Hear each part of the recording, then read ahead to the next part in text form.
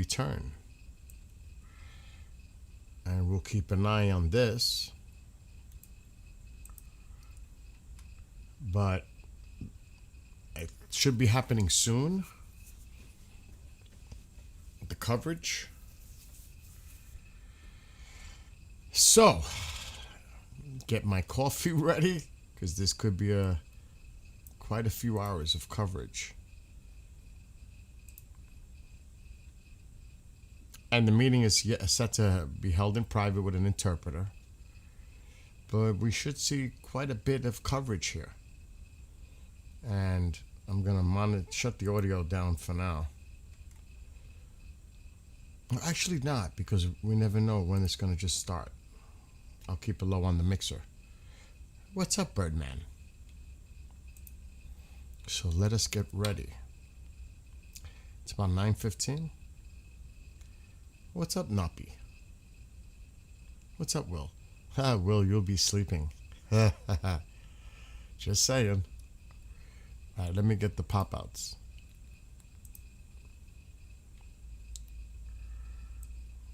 And I gotta say, I was watching a couple of the familiar podcasts that some of us are part of. I gotta say, just based, and I'm not trying to be biased in any way when I say this, we have really a great bunch of people in the chat community. I have to say that because, I seen the nonsense that goes in the chat during some of these other streams, and it's just utterly nonsense. We have people here who are thinking, take it serious. Once in a while, in the blue, we have the troll. But, I mean, it is just, how do they put up with it? My gosh. I'm not going to name which ones I was watching, but you know the familiar ones. And I'm trying to keep up with it. And yeah, I've seen a lot of familiar faces that come here. In those, so you can only imagine which I'm referring to. But I'm like, man, this is crazy. So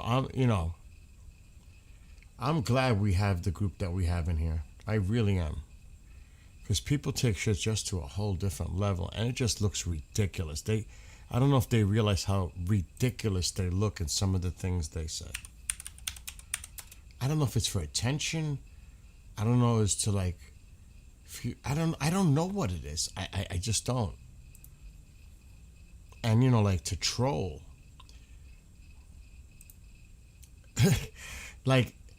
Okay, we don't do super chat here. Never have.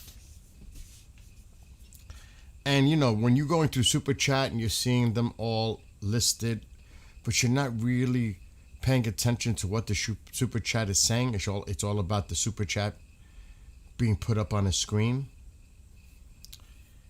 And when somebody says, I'm a troll, I saw that on Tulsi today. I'm like, what's up with people? I don't know if the person was trying to be funny, but just, is that the way you get attention, by doing a super chat so you could put it up on the screen so that you could see your comment that you're trolling 2CTV? I mean, really? That is pathetic. I don't get it. I just don't. Maybe somebody could explain that to me. That in order to get attention, you do that kind of nonsense in a super chat. And try to catch the guy while he's live, off guard, with a ridiculous comment like that. I mean, I would think people have better things to do with their time and money than to do stupid things like that.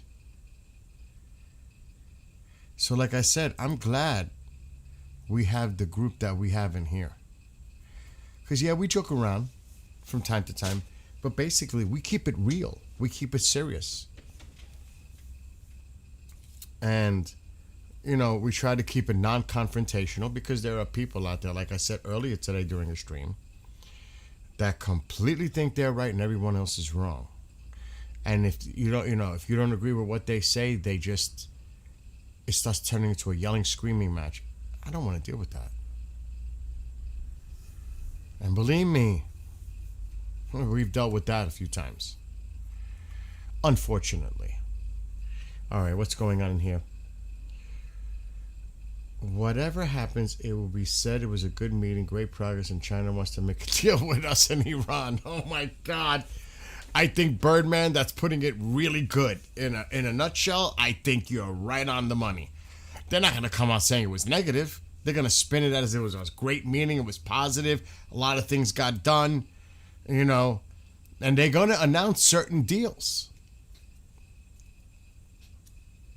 They are. I want to see if anybody says anything about Taiwan, because I guarantee the Taiwanese are paying very close attention to this. Are they going to be thrown under the bus as some kind of negotiation chip in this meeting? I've said that yesterday. Remember, I was like, oh my gosh, I hope I'm wrong. The Taiwanese right now are probably the most nervous. More than the Iranians. Because the Taiwanese are like, is he going to compromise on us? With Xi? Is that going to be a bargaining chip in these meetings? Yes, tariffs, trade, tech, Iran, Taiwan.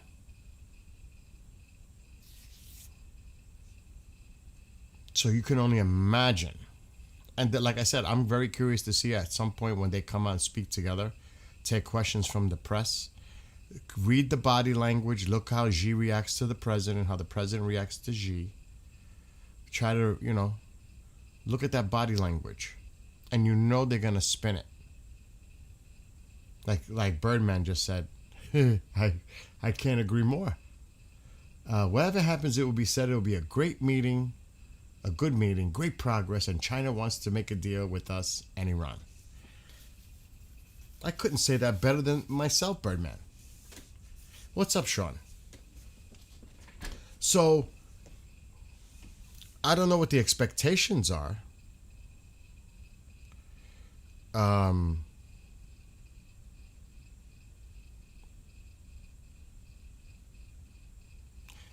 Okay, I didn't see this till just now. What the heck is John sending me? Because I'm streaming live on Facebook, so I'm seeing.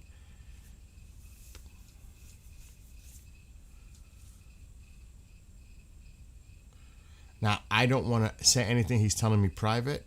I'm going to wait till this develops.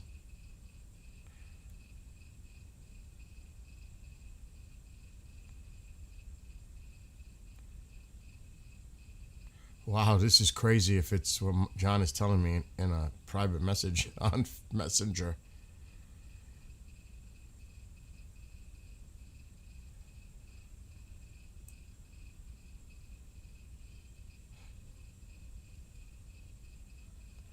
Wow. I gotta call John. This is a little cray-cray. Now, where is my phone? Alexa, call Billy's son. I don't even know where my phone is. It's in the other room.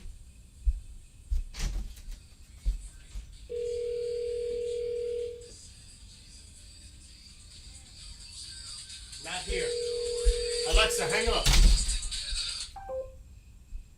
What the hell? If this is true, this is crazy. And I gotta call him. This is crazy. And he knows I know he's watching because he must be. And he's going to bed soon. Past his bedtime. It always comes down to the money, Jim. It always does. It's always about money, greed, power, corruption. I'm live, but I saw your private message. I don't know when you sent that, but if I'll just talk to you privately tomorrow about this. But if this is true, this is incredible. You're back.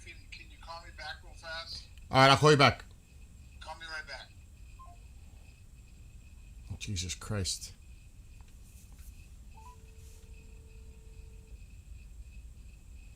All right, again, I am live streaming. It's true How do we know it's true? because I've got people that have told me it's true that are working up there. They raided the office. All right, so is this They something we took want my to talk about publicly? files. I'm live. Yeah, I'll talk about it. It's a coup. All right, you tell everybody what you just told me in private message then, so they can hear you. Okay. I'm not. I'm just. You're just John. They don't. I'm not going into more than Okay. that. Are we talking right now? Yeah, they can hear you. It just broke. News Nation broke it first. So went on News Nation. That the CIA this afternoon, and it's interesting. I don't know if you were aware of the hearings earlier today about the COVID stuff. Mm-mm.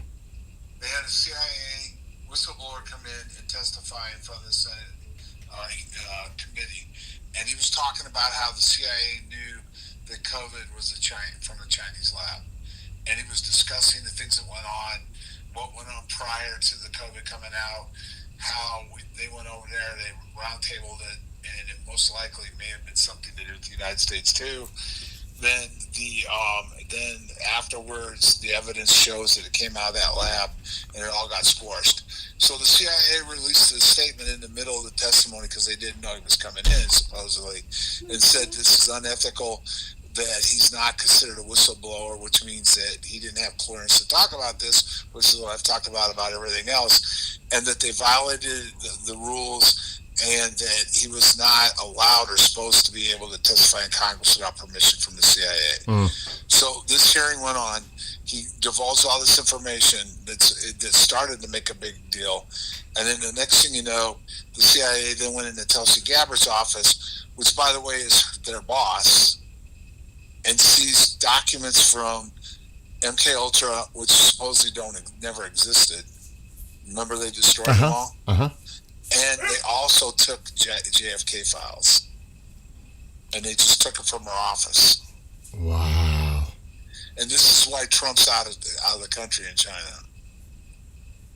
I mean, are they These connected? files were ordered by President Trump to be found and declassified, and that's what she was doing.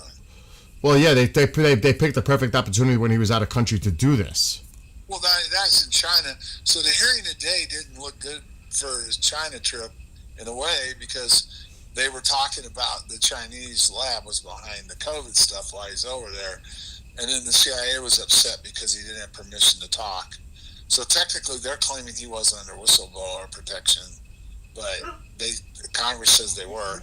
Oh, and the other thing is now Comer's in it. That means it's the real deal, because Comer's the one that has subpoena power, and he's involved in this. But also, just breaking, Burleson just announced. Do you know anything about what happened with MK Ultra at the very beginning? No. Okay, this was crazy because it involved the citizens' hearing with when Bassett did it. One of the people on the board, one of the Congress people that they put on there, was a guy by the name of Gravel out of Alaska. Was it? Wait. This is Basso? You mean the Greer one? No, this was the Bassett hearing. Okay. The citizens' hearing. Okay. Gravel was involved in actually disclosing MK Ultra files on the floor of the Senate, which is legal. People in Congress, the Senate and the House, have immunity from a prosecution for revealing classified material. Yeah, they brought that up on the floor of the House. Yeah, they brought that up with their Epstein witnesses. And Burleson's threatening to go and do the same thing on the floor of Congress. Wow. With some of these documents right now. This is wow. It's all breaking. All this is going on while Trump's out of the country. So all this stuff is taking place. Now think about this. The CIA director who got admonished today by Johnson out of Wisconsin, Senator Johnson, who said that the CIA director needs to come in and apologize to Rand Paul for making these statements about the hearing in the first place. And the CIA director was appointed by Trump, went in under his authority today, the CIA raided his boss's office Right. and took documents away. I know Tulsi Gabbard. That's unbelievable. That's a coup. That is a coup. Yes. The lower ranks took. Yep. And the president's out of the country right now. Wow. So all this is happening like right now, or today? It's happened since this morning. It's all started to unfold all day. Wow, John. That's wild.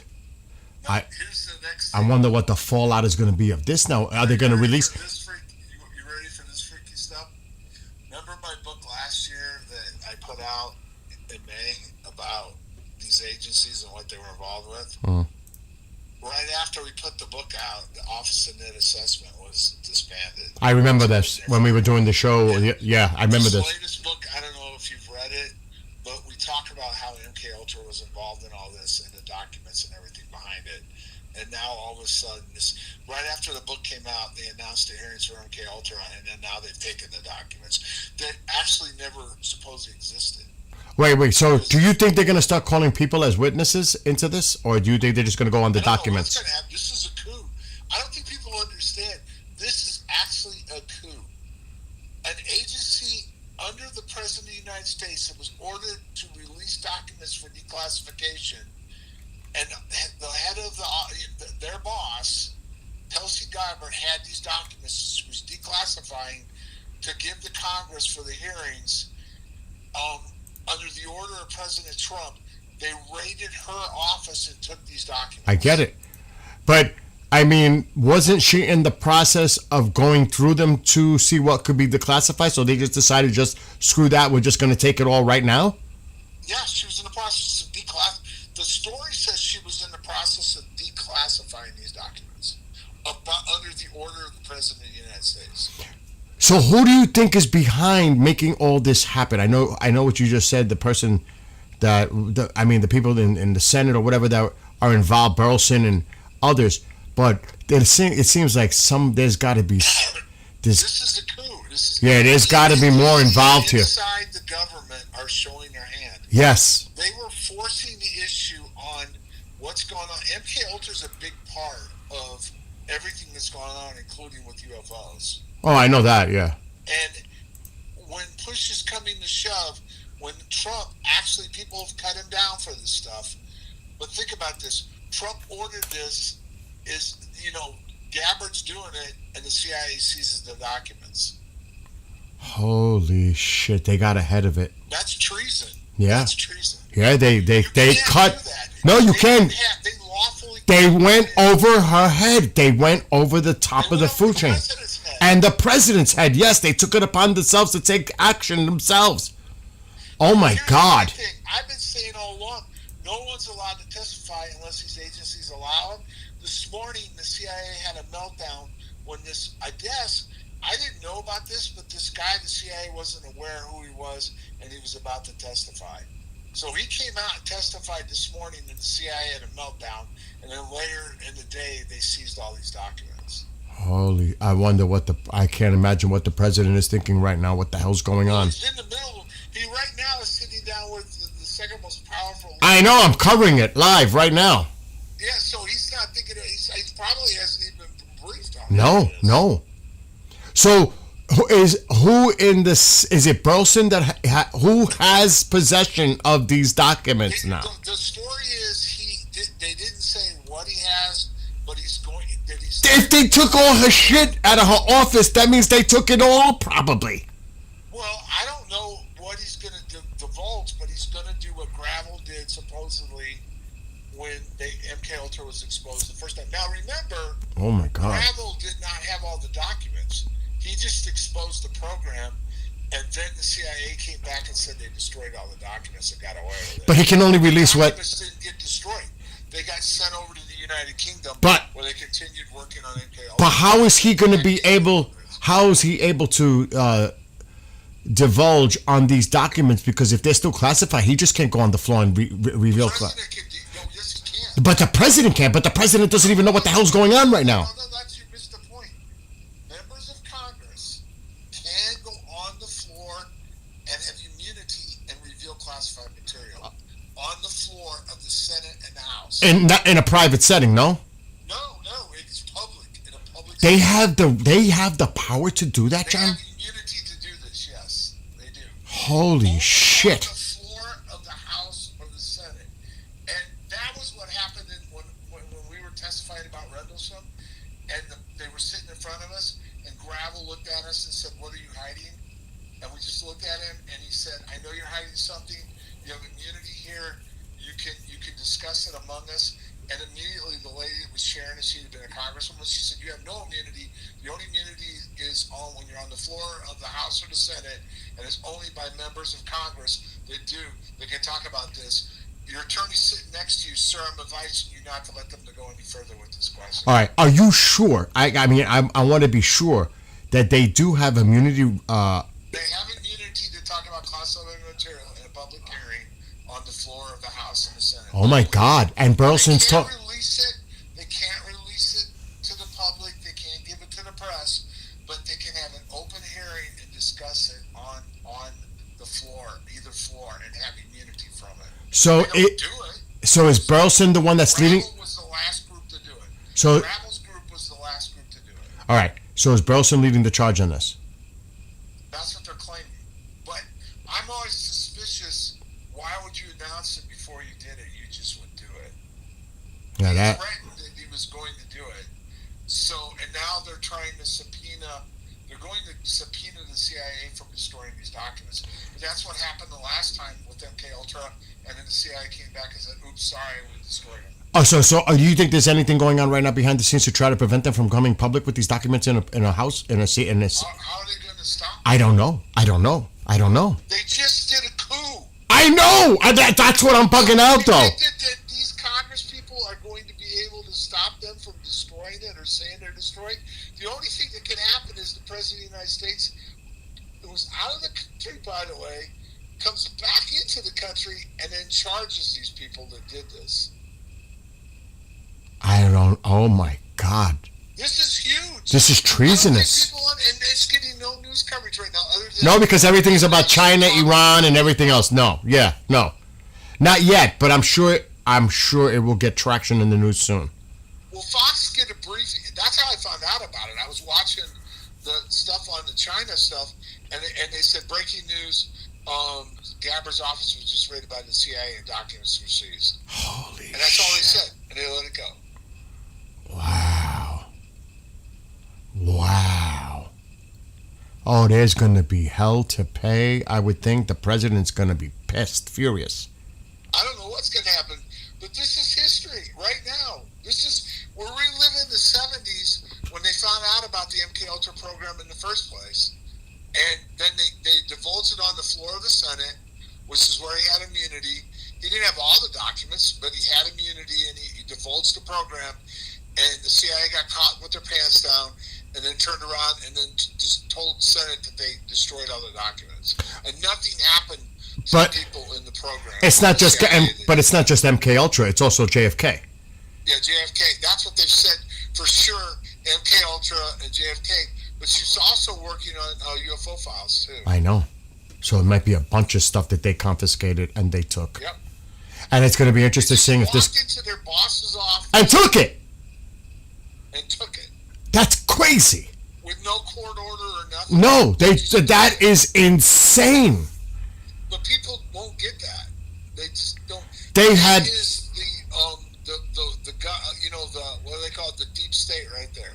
They have no jurisdiction, no power. Well, they have jurisdiction over the documents. But I'm saying you just can't walk into Tulsi Gabbard's office and take all the stuff out of it. Well, they're not supposed to be able to do that. Right. That's all I'm getting at. That's what I agree with you. I totally agree with you. So something is very odd here. Now the There's thing. something big in those documents. They wouldn't have done that otherwise. Now, when do you think we're going to be seeing this in the near future in a hearing, in a public open hearing? Did you read what I just sent you? No, I didn't want to read. I kind of skimmed through it. That's why I called you, because I didn't want to touch on this. Hold on. I'll read it to you exactly what they released. Who's they? Who's they released? Luna's office. Holy shit. I'll read you exactly what was released. Okay.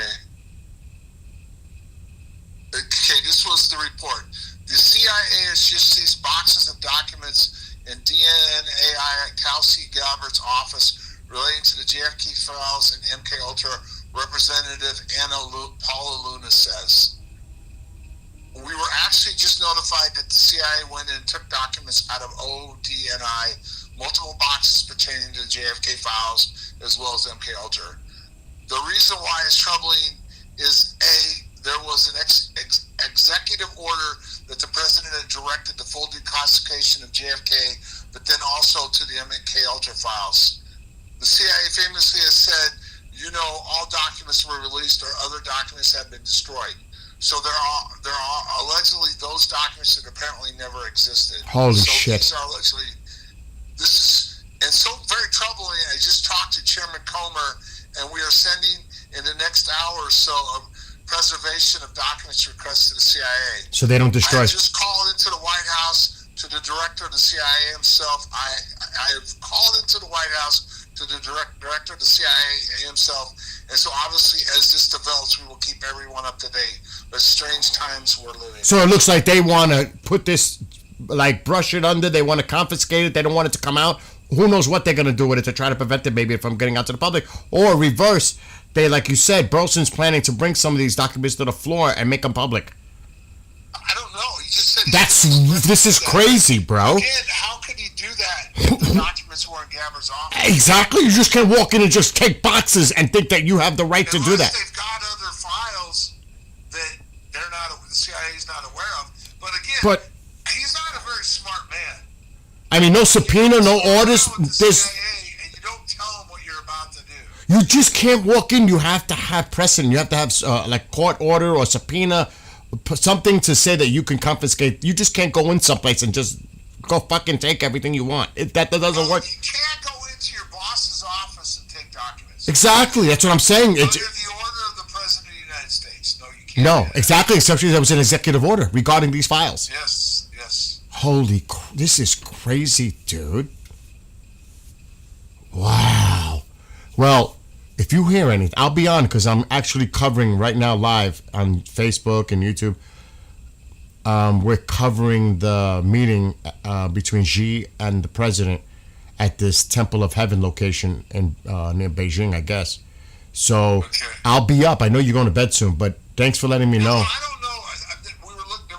There either has been or is about to be a press conference, or maybe that's what it was. So this will be going on. But think about this. All the rest of tonight and tomorrow is going to be coverage of what went on in China. Of course. So, and no news agency other than News Nation is talking about this right now. Wow. So this is the perfect cover to get away with this anyway. Yeah, because everybody's focused on China. Yeah. That's unbelievable that they would do this this timing. It is. This is a coup. This is a coup by the CIA. Wow. And I'm because I got to be careful because I'm on these platforms. But dude, it's not a surprise to me. I have to say, sadly, doesn't surprise me. Well, I'll say what I feel about it. Everybody's had a sneaky suspicion that there's an underlying agencies that control the government all the time. Mm-hmm. But they've always stayed in the shadows for the most part. Mm-hmm. This was just a blatant walk in and go against the president's order. Jesus. This is the only other time this has ever happened is under MK Ultra. And it's related again. It is MK Ultra files, right? Exactly. It was supposedly destroyed, yeah. Huh? Holy shit, Think dude. about how big of a deal MK Ultra is. Oh, no, I know. And this was in the 70s. I know. Yeah, and they're still worried about anything coming out about MK Ultra, and obviously whatever was left about JFK. Put it this way. That was stuff that nobody was really supposed to get access to. It's been hidden for a reason. And now they're saying, okay, we know where they are. We're going to go in and grab it.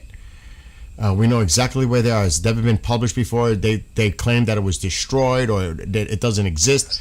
And here we go. Oopsie. Here's a whole bunch of documents, classified information. The President of the United States out of the country. Yep.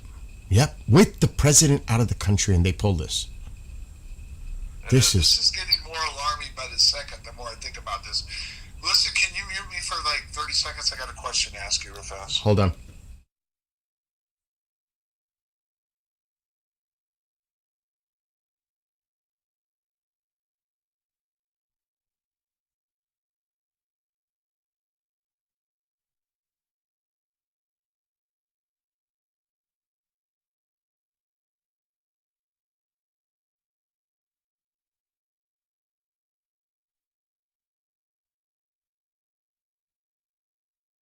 I'm unmuting you. You won't hear much more tonight. Right. Call me tomorrow.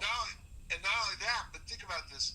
The president probably doesn't even know about it right now. No, I don't think they want to bring this to his attention right now when he's got his... Not when he's in the middle of negotiating. Exactly. Yeah. Holy shit. This is one of the biggest stories. This is bigger than anything else. And to think about it, too, when you talk about this, it happened after the CIA got pissed off this morning when they brought the hearing. Whistleblower from Yep. the CIA Yep. to testify about COVID. Yep. Yeah. The timing. Again, I'm not a big fan of coincidences when there's numerous coincidences. One, I say, okay, it's a coincidence. But this is not adding up. It's adding up, but unfortunately, this is not good. No, this is unreal. Yeah, this is unreal. Get your popcorn out, man. We'll talk tomorrow. Call me. If I find Call me. anything else, I'll let you know. All right. Later. Thank you. Bye. Yeah, bye. Wow. Wow. No wonder he was trying to call me today. Now, just so you know, when he brings up Rendlesham, that is John Burroughs. And John knows people. That's why I have to be very, very careful that we're public. We're talking about things in a public forum.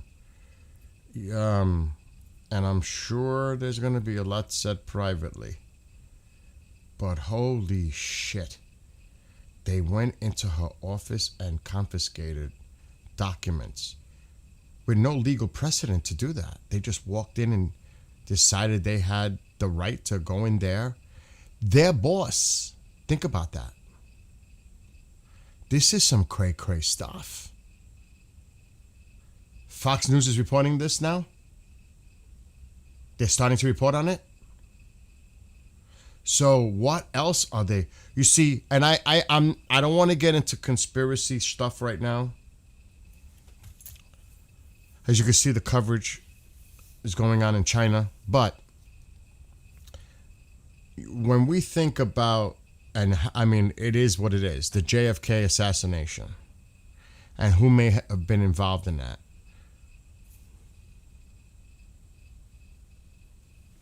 Enough said. Enough said. In the end, it doesn't matter. The entire world is fighting for a resource before the inevitable demise. Well, it looks like, like he said, the president had already signed an executive order about releasing documents, including JFK. He says MK Ultra, the UFO stuff. And she was allegedly going through the declassification process. But they just went in there and took the whole damn thing. And they're threatening to present it on the floor? Why? Who?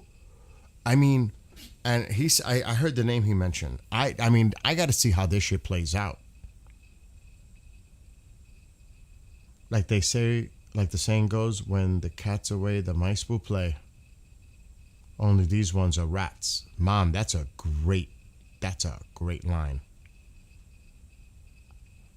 If they can do this, they're prepared to do some more. Yeah, okay, so as far as the B2s, B1s, Bs, they actually have been doing exercise runs in the area, in the Persian Gulf.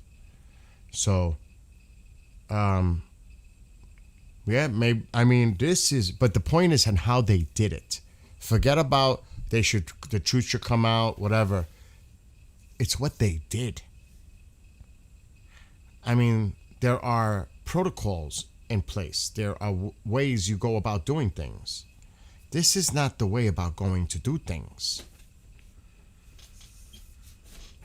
And they do this while the president is out of the country. Exactly, Bean. Exactly. Look at history. That's why I brought up JFK. But there are other examples, obviously. But wow.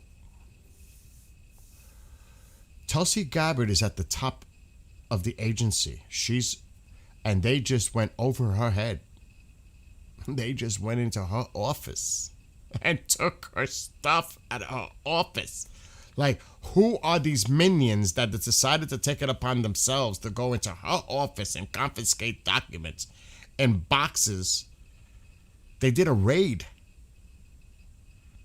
That's cray-cray. And remember, about a month or so ago, do you remember with Pete Hegseth, Secretary of War, where the president told him, I want you to release these files, all that? Remember that? He signed an executive order. So this was all in the process of being looked at. It's in her office, and they go in and take it. Now, if that doesn't raise some serious flags, I mean, you're pretty much undermining the President of the United States by doing that. They had no authority to do this. Oh, my God. Oh, Luna's coming out, so it's starting to all break out, huh? Brian put a link. So it's all breaking out now? Oh, God, this is a real... Oh, it's Kendrick. That was Mom. The CIA has 24 hours to return the documents to Tulsi Gabbard's office, or else I will make a motion to issue a subpoena. These documents have been requested by Congress. Holy shit. This is why it's serious.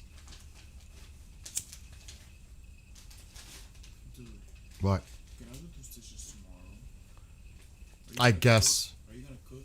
No. Do them tomorrow. Because I sure as hell am not doing it.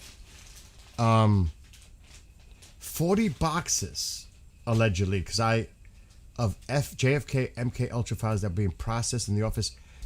That's what I just said. So John just said she was in the middle of declassifying, going through them, and they just decided to go in her office and confiscate all these records, documents, classified.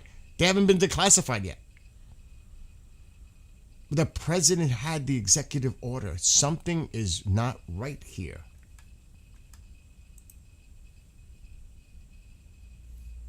Oh, this is going to get really interesting. And like I said, the president, he's in China. Somebody else put something in here. Where is it? Oh, Fox News, Jesse Waters. Why didn't it open up? So Fox is on it now? Holy shit. Wow. Boy, oh boy, I want to see how this develops over the next few days, hours, while the president is out of country. Who's behind this?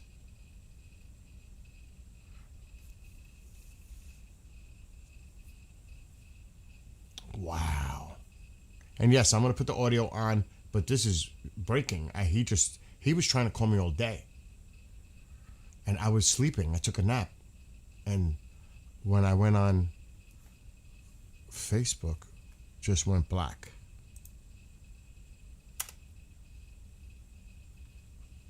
I might have get hit. Oh no, we're back. Oh, like you heard John, get the popcorn ready. I don't think an executive orders by the commander-in-chief, the president of the United States. I don't see how this is possible, and I don't think J.D. Vance would do that. It looks like it. I don't want to make assumptions. I don't. Were there senators involved? He doesn't have the power. It's the president. Executive orders. Exactly. Oh, wait, whoa. That's not true, Charles. She was in the process of the declassification stage. Just because some were released doesn't mean all were released yet. She was still in the process. And maybe they got frustrated that they were never going to be declassified.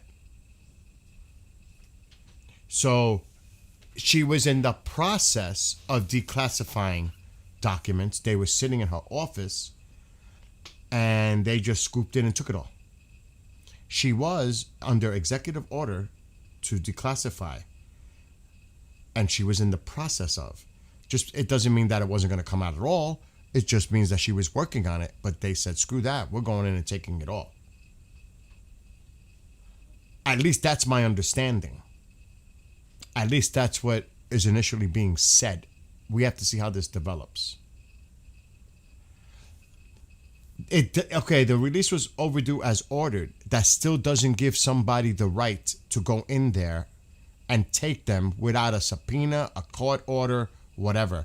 There's a process. There's protocols. They just fucking went in there and took them. That's got to be looked into.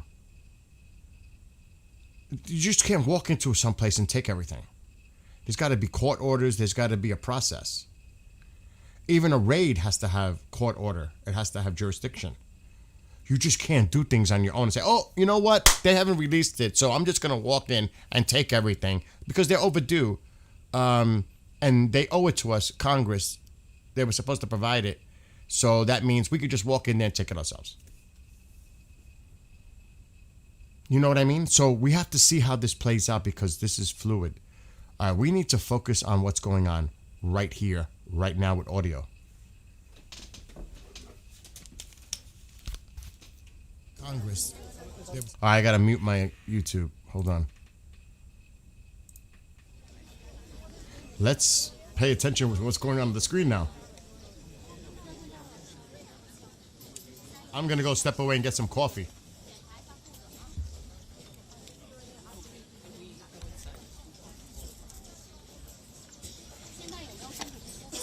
I'm trying to compensate the audio.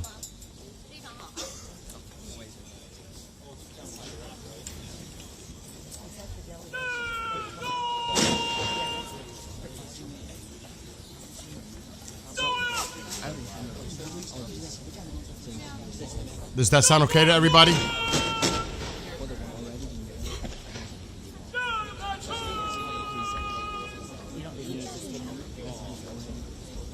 he still in the ring? You left him in the ring? I don't know if he's still in the ring, but I know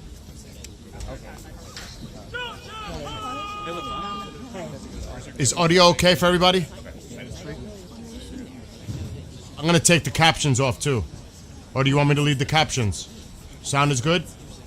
What about the captions? You guys want me to leave it or take it off? It's picking up the audio from the people talking in the background right now, like around the camera.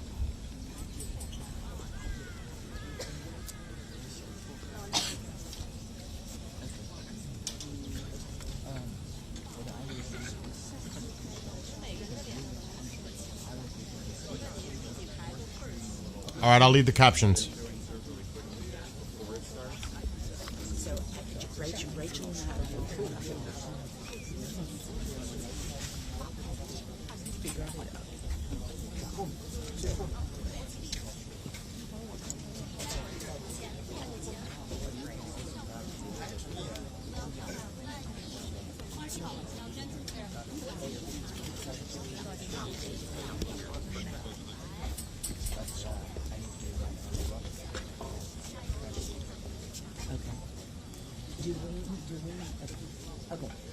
Okay, that's perfectly neat. Yeah. Okay.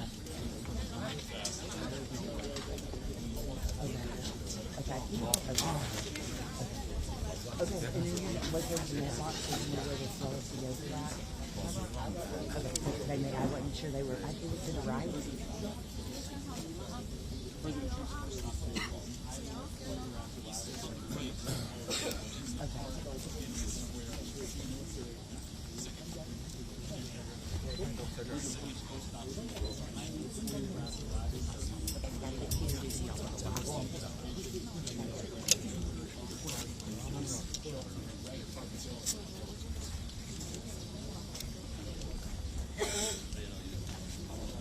Hey guys.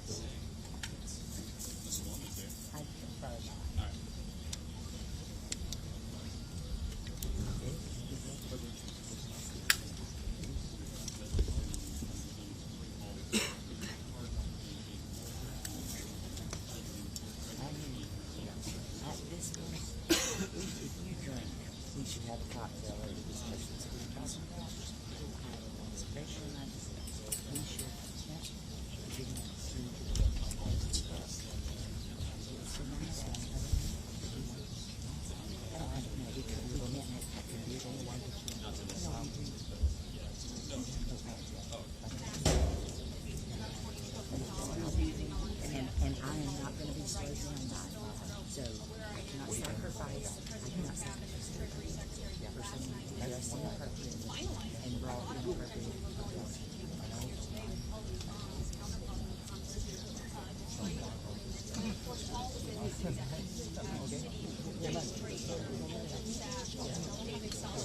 We are on the same page, but I cannot track them.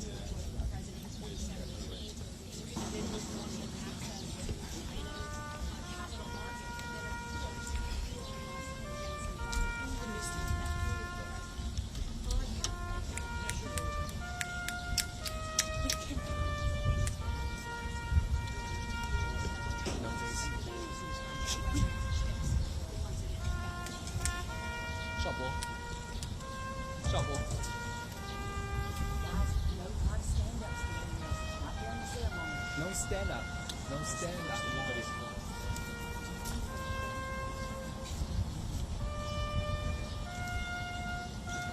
Jim, I almost choked on my coffee when I read your comment just now on YouTube.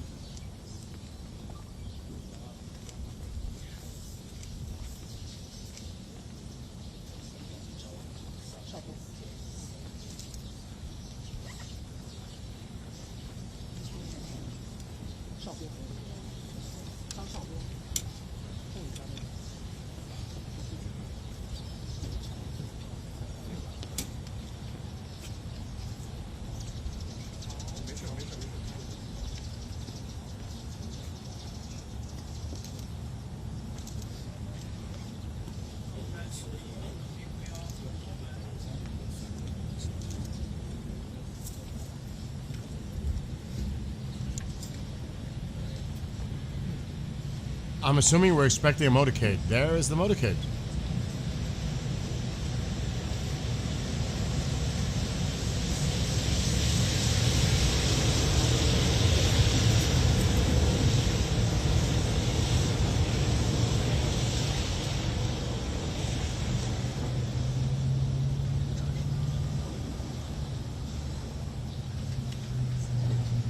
They're moving pretty fast, aren't they?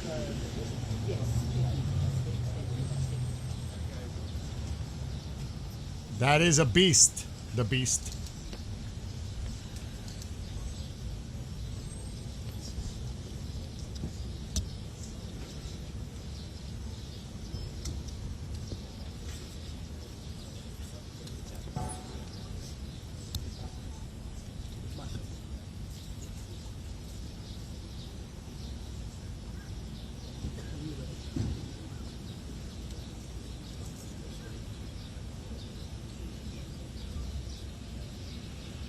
I'll be watching The Enforcer tonight, late night, but this is important.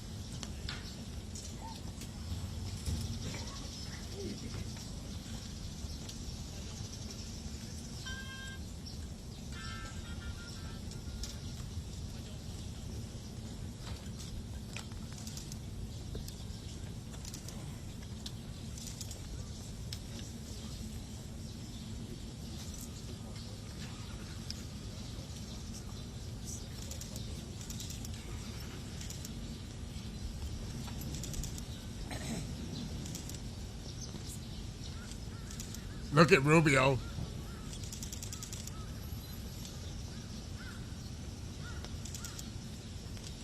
Bessent, Hegseth. Look at who's in the background, the business leaders.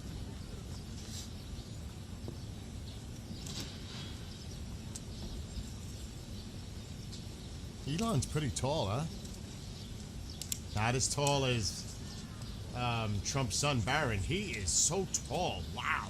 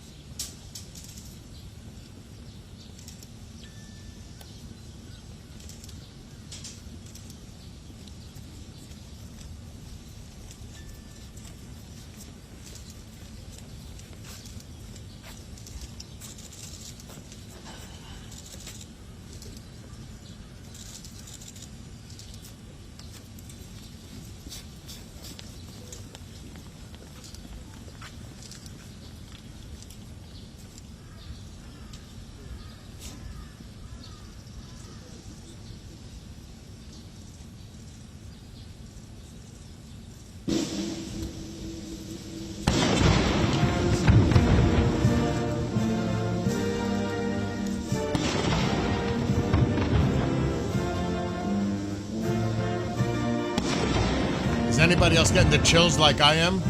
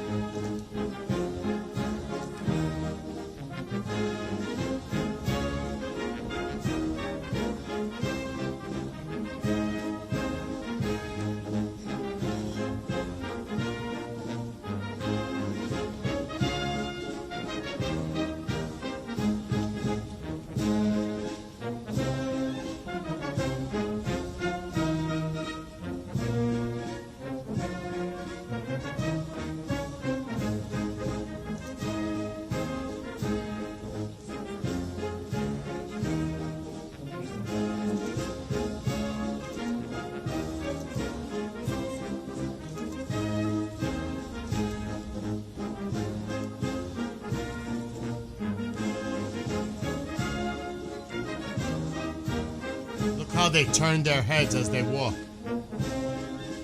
With precision, it's like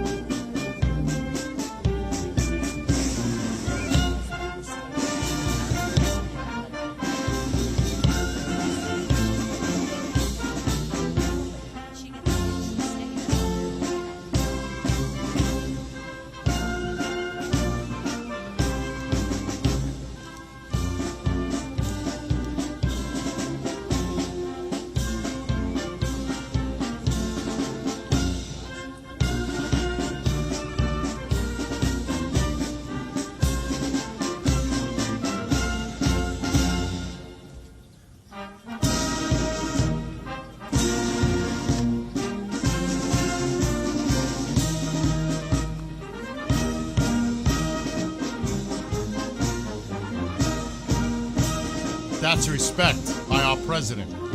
Even with the children, that's just saying.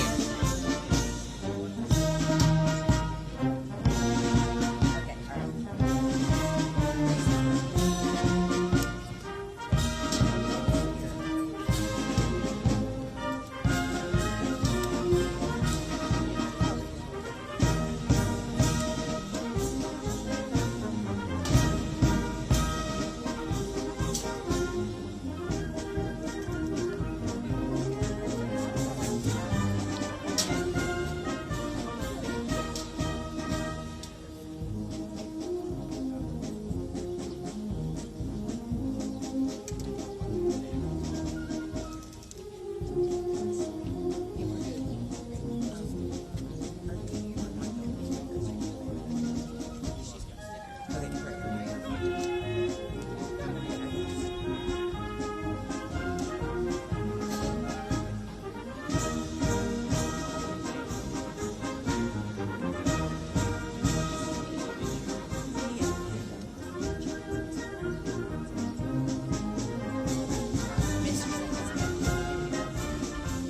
Okay, so we need to travel plan.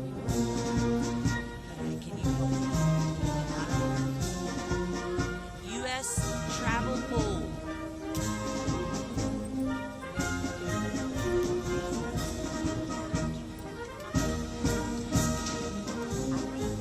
The captions are useless. That's picking up the audio from the people near the press corps.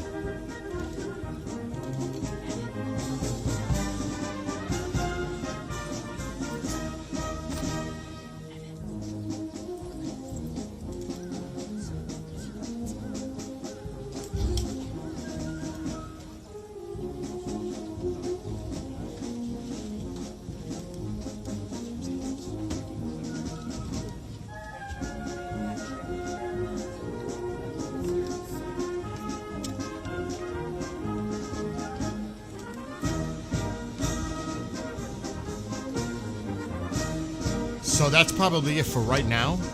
We'll keep an eye.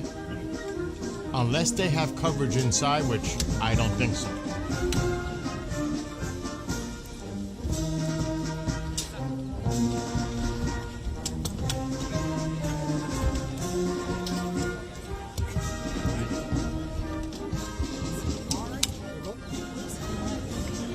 That's what I thought. I mean, I don't know what you all think. I saw your. I didn't want to comment, obviously, because I didn't want to talk over while everything was going on live. But I'm reading your comments, and I tell you, I'm like, geez, oh my gosh, you guys are too much.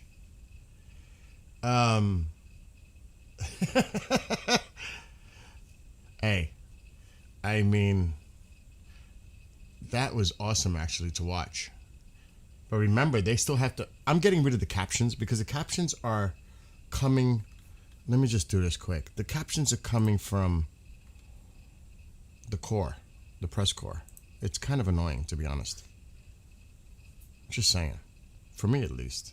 I'm not a fan. Let me get rid of this. Now, when they're speaking, that's a different story. Because you want those hot mics. But right now,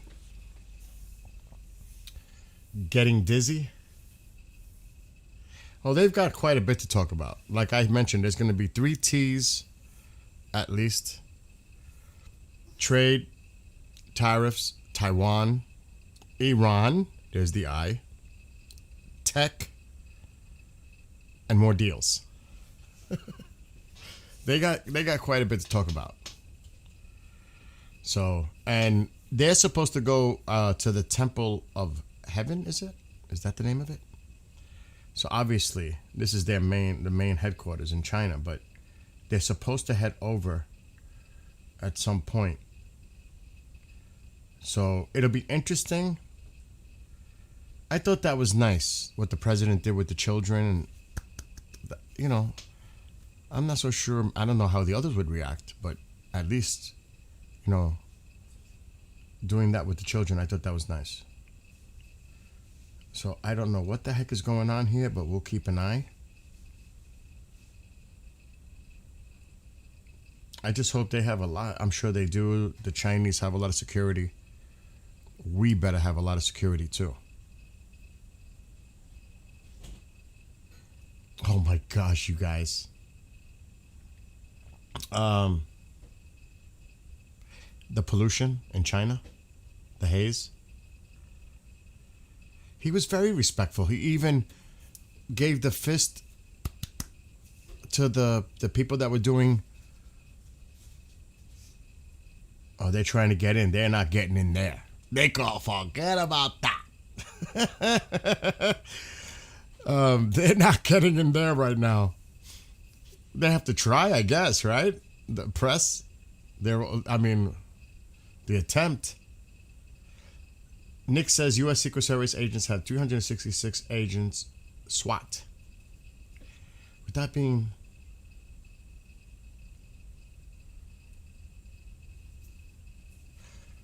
well, that's true. But now they're automatically registered. I don't know if I think the president did sign that executive order that when they reach 18, they're automatically enlisted, drafted.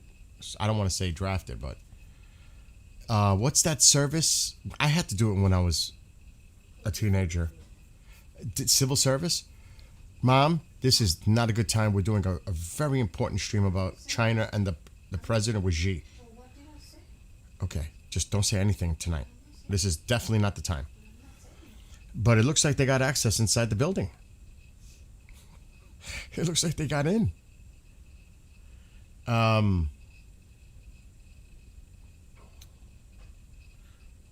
They're probably going to go to some press room area. This will be interesting to see how this develops. But it's for 2 days. Now, what time is it there now? It's 10:23 a.m. in China. Is it selective service? Is that what it is? Diesel? I get them confused. I had to do it when I remember going to the post office and filling out the paperwork at the post office when I turned 18. Did not anybody else have to go through that? If you didn't go into the military? You were supposed to. So, we have marching teams too that are quite precise, but it's more for entertainment purposes. Yeah, everybody has a different... You could see how some of these countries like Russia, China, North Korea, the typical ones, that it's a display of precision, of military. But I'll be sure that the president probably will have a similar thing when Xi comes at the end of the year to D.C. Because he's not going to be outshined by anyone. No way.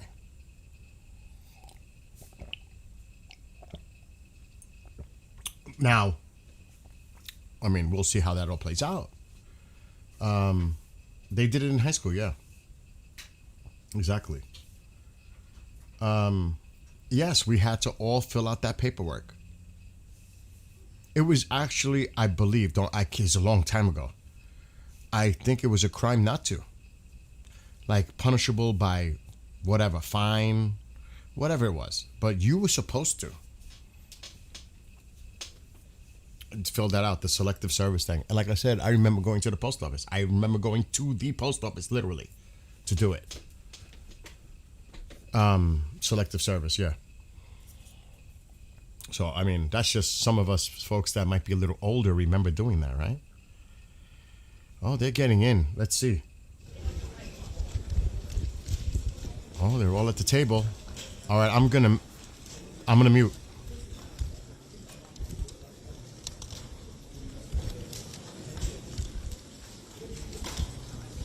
They're being very transparent on this so far, eh?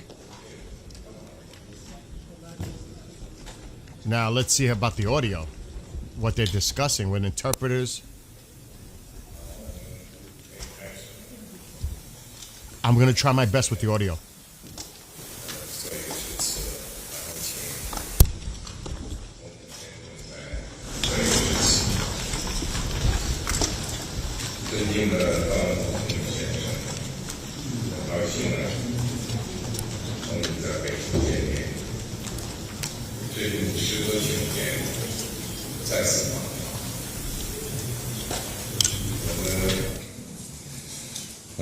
我先做一个致辞，然后请总统先生再做一个致辞。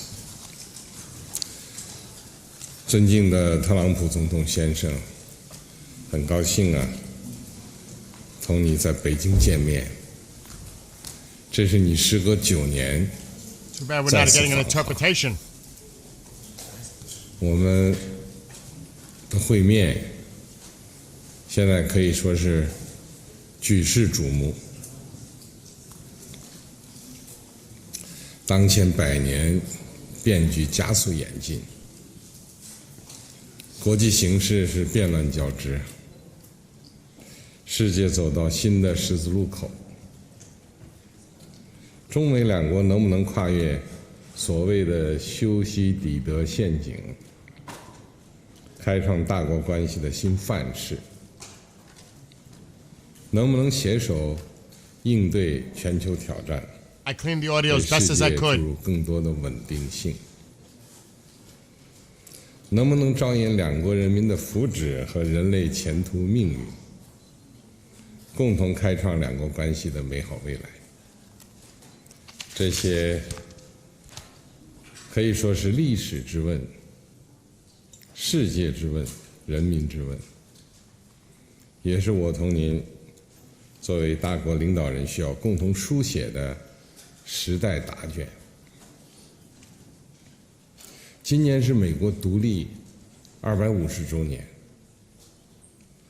我向你和美国人民表示祝贺。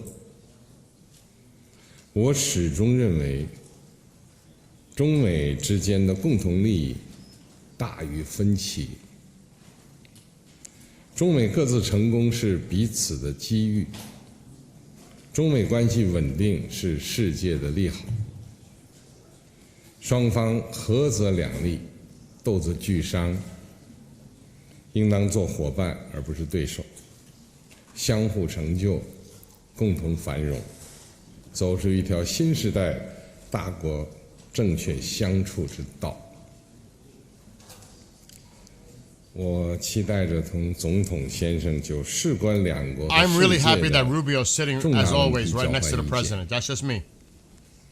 共同为中美关系这艘大船领好航、掌好舵，让2026年 It's usually Rubio and 成为中美关 Hegseth 系 that 继 sit 往 on 开来 opposite 的 ends of the president. 历史性、标志性年份。我就先说这么多，请总统先生讲。 Well, President Xi, I want to thank you very much. First of all, that was an honor like few have ever seen before. And I think I was particularly impressed by those children. They were happy. They were beautiful. The military is obvious. It couldn't be better, but those children were amazing, and they represent so much. And I know they represent so much to you. You and I have known each other now for a long time. In fact, the longest relationship of our two countries that any president and president has had. And that's, to me, an honor. We've had a fantastic relationship. We've gotten along. When there were difficulties, we worked it out. I would call you, and you would call me. And whenever we had a problem, people don't know, whenever we had a problem, we worked that out very quickly.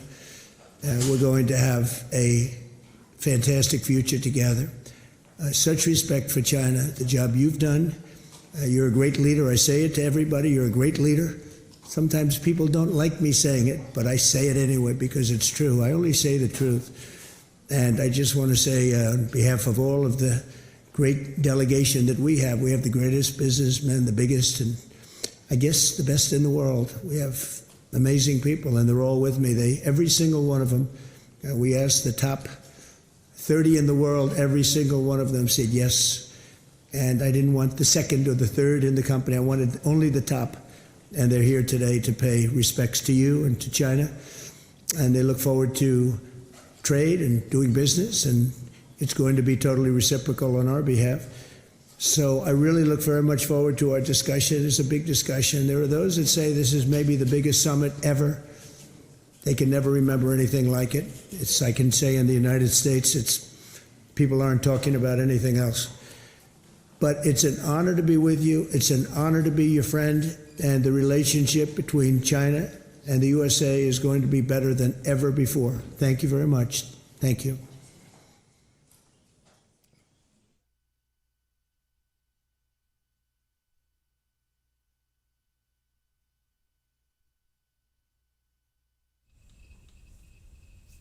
Very respectful. And just for people, I'm just going to put my opinion. What we see in the mainstream media is one thing in the public domain. And obviously, this always comes up. What is said behind closed doors, we are not privy to those calls. And you can see it's CCTV.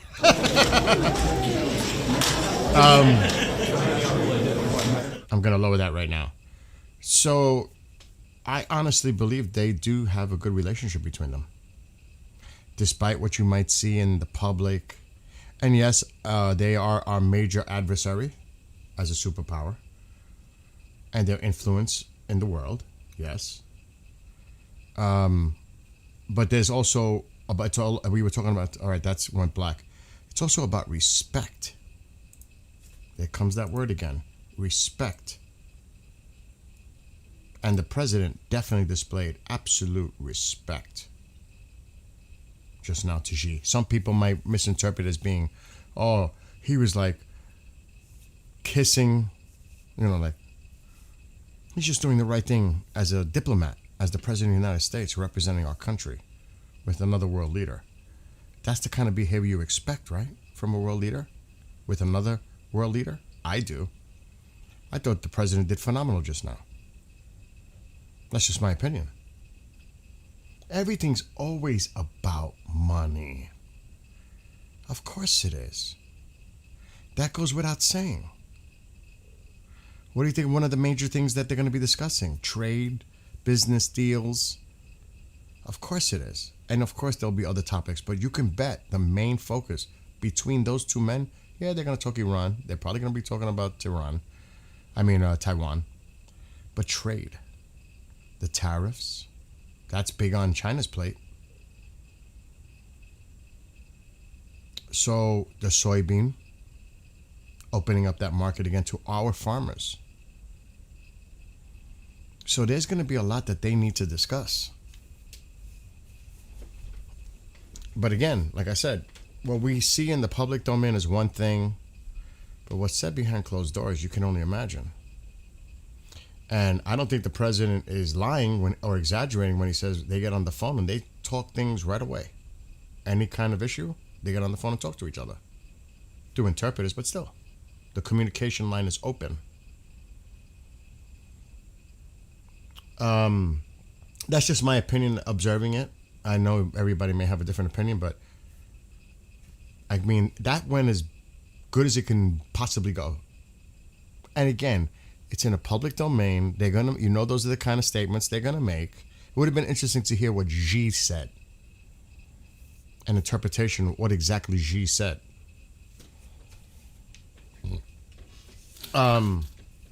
So, I think the country that's nervous right now is Iran. They're watching this closely.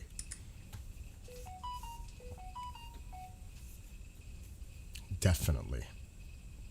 And Iran made a statement, we're going to do whatever we have to do for the sovereignty of our country. The East and West cannot dictate what we do in our country. Pretty much that's what they said today. They are very concerned about this meeting between Xi and President Trump. I'm telling you. I've been seeing the signs all week.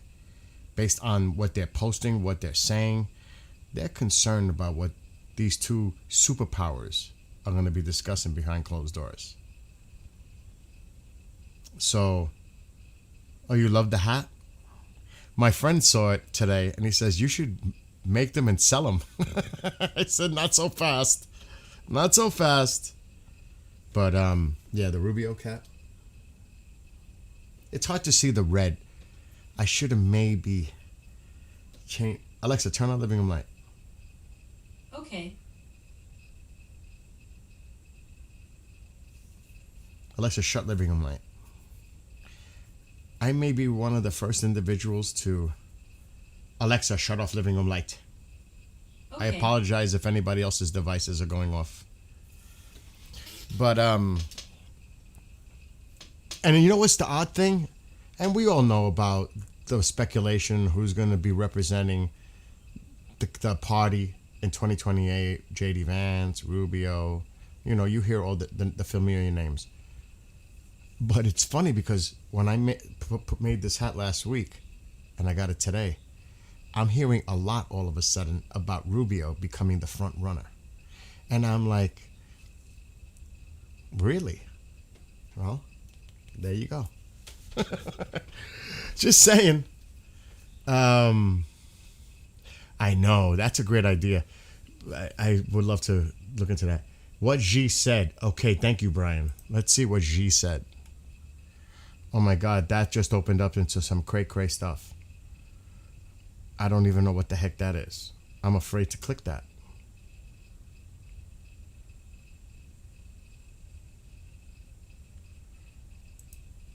I don't know what the heck that is. That link is opening up to some weird cray-cray stuff. Brian, you might want to try again. Okay, let me try this one.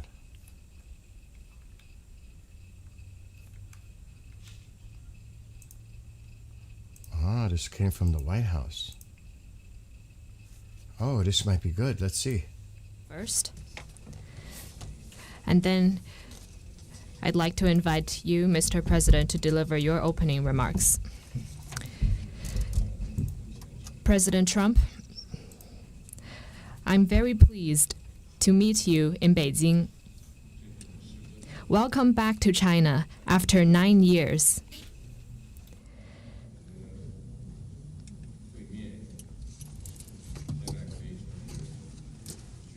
The whole world is watching our meeting.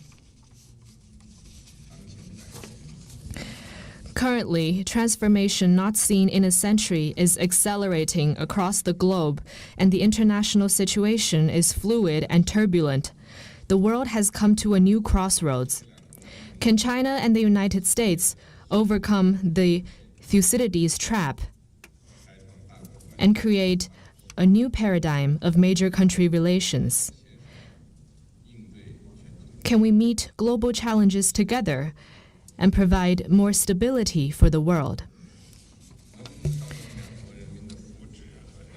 Can we, in the interests of the well-being of our two peoples and the future of humanity, build a brighter future together for our bilateral relations? These are the questions vital to history, to the world, and to the people.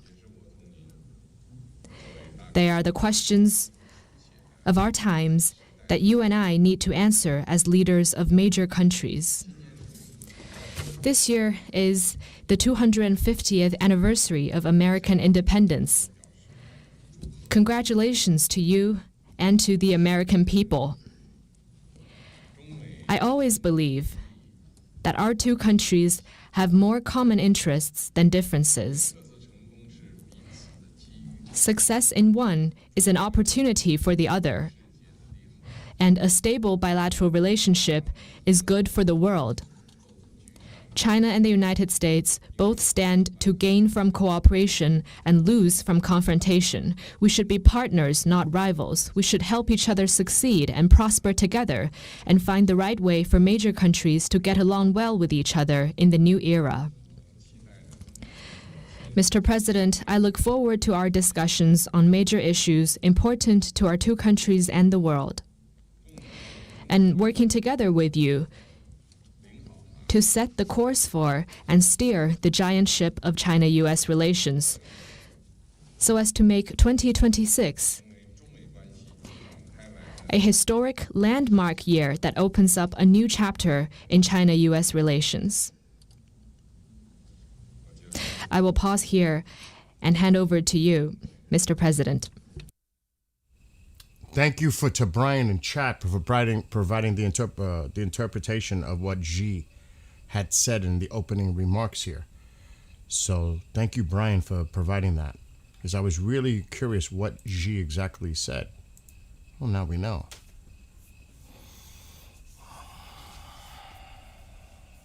This is going to be interesting the next 24 to 36 hours to see how this plays out. Remember, it's still early in the morning. Well, kind of almost late morning now. It's 10:41 a.m. in Beijing. So this is going to be a fluid situation throughout the night. We're probably going to see a lot more. I'm keeping an eye to see if anything develops,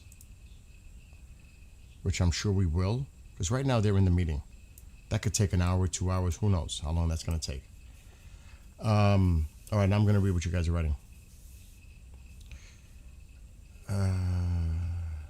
Yes, thank you. Thanks to Brian for providing that. Could you imagine how bad things would go if one of the translations didn't like or misinterpreting an interpretation? You're fired. The interpretation.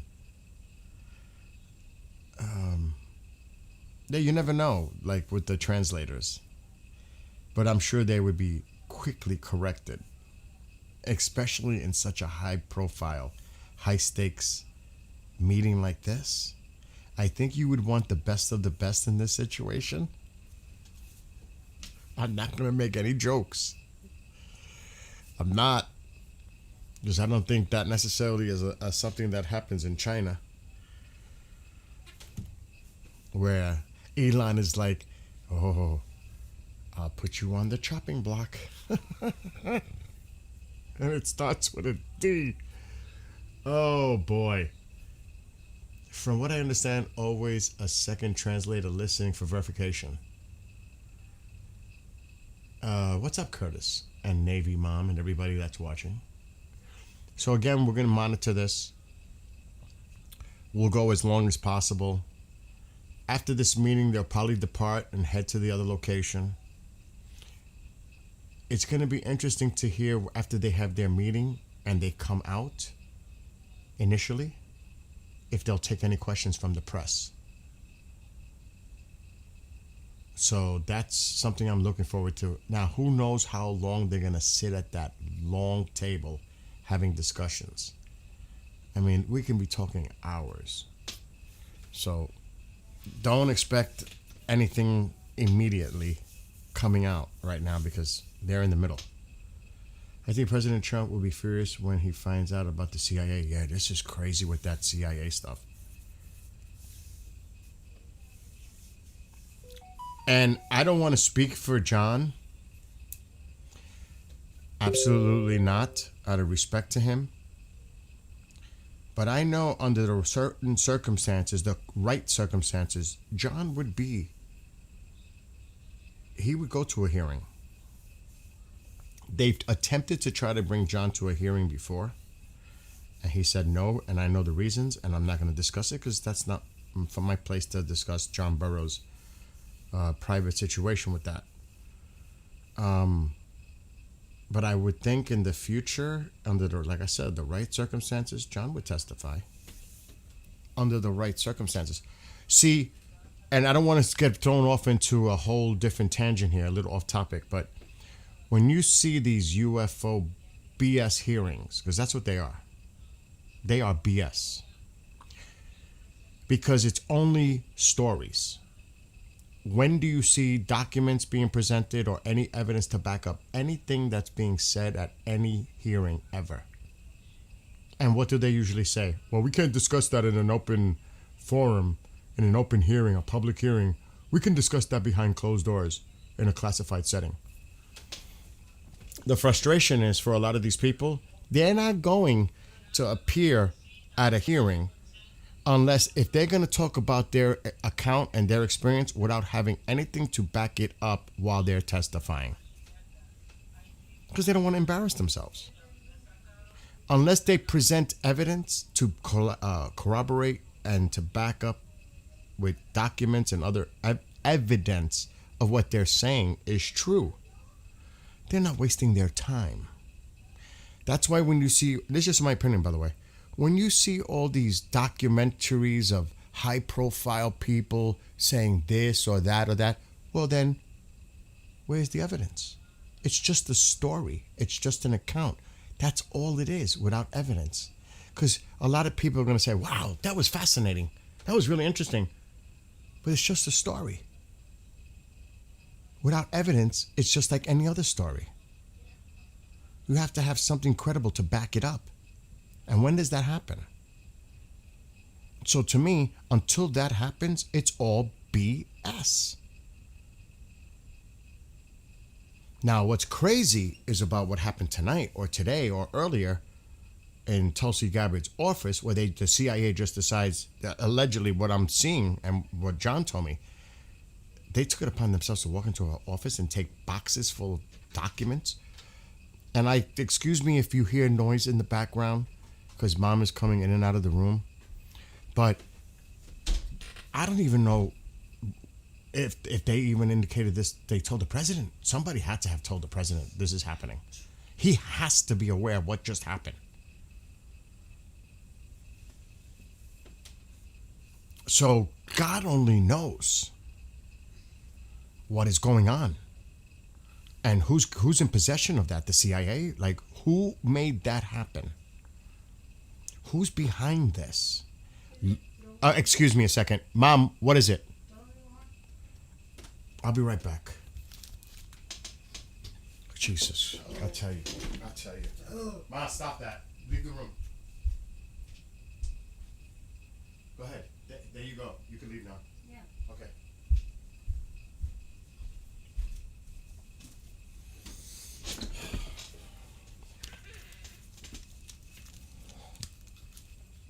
So this is going to be a definitely developing story. Somebody said that Fox already is talking about it. He said News Nation was the one that initially was talking about it. Yeah, it is. It's not just a he. It's probably a they. It's more than one, Curtis. There are people behind it. Obviously, there were number of people, I'm assuming, that took the boxes. Who is behind it? Who is the they? It's not just one person. And all of them are involved. And I'm really curious. He brought up some names, but I don't want to keep throwing out the names until it's confirmed that these people are behind it. It's really going to be interesting. And yeah, even John kind of referred to that, Daryl, the deep state, but the inner agencies that are really calling what's going on within government. There's an inner, you could call it the deep state, these other shadow agencies that control everything. So this is going to be, she is the boss. She is. DNI, yes. Exactly what John was saying, Nick. Why would they go into the boss's office? Excuse me, no. Well, go check under the big room. I'm very busy right now. I'm busy, but we have to worry about Tycho too. This is crazy.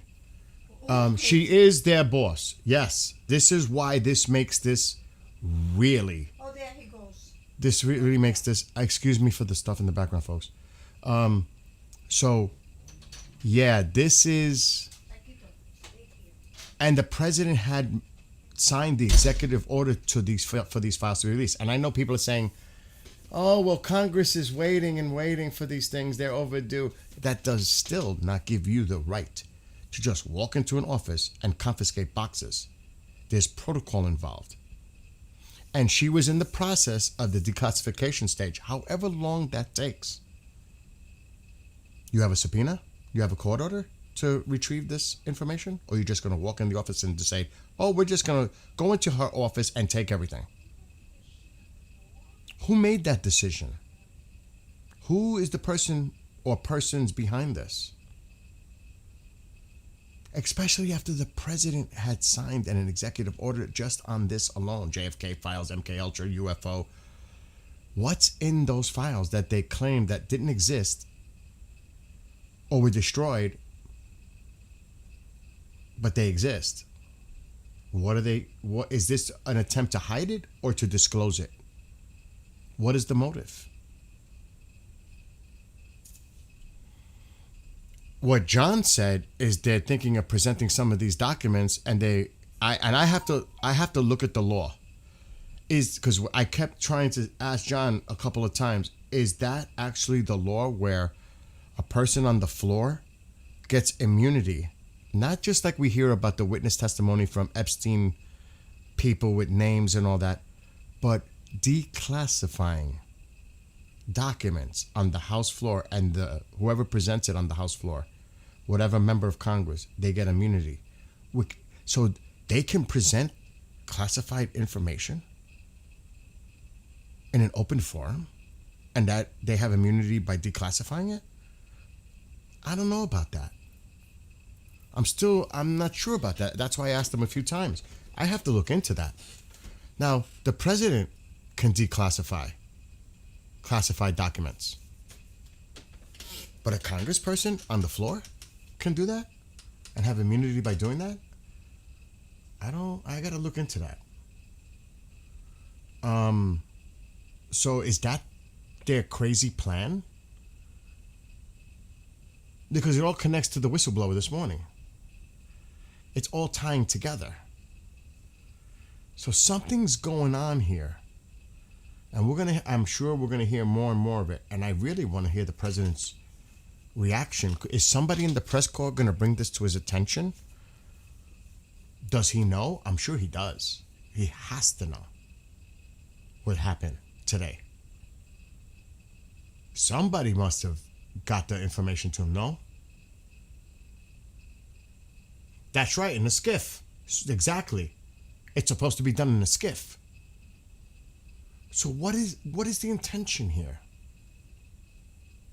They don't want her looking at? Uh-oh. I'm shutting up. It's a replay. What is their goal here by doing that? They didn't want her to see it? How do they know she didn't look through it yet? You know, I'm speculating. But it is bizarre that you went over the boss's head. You went into your boss's office and took all the files.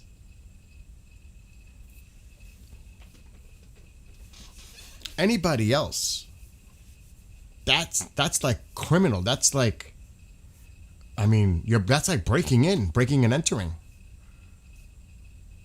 Like stealing, theft.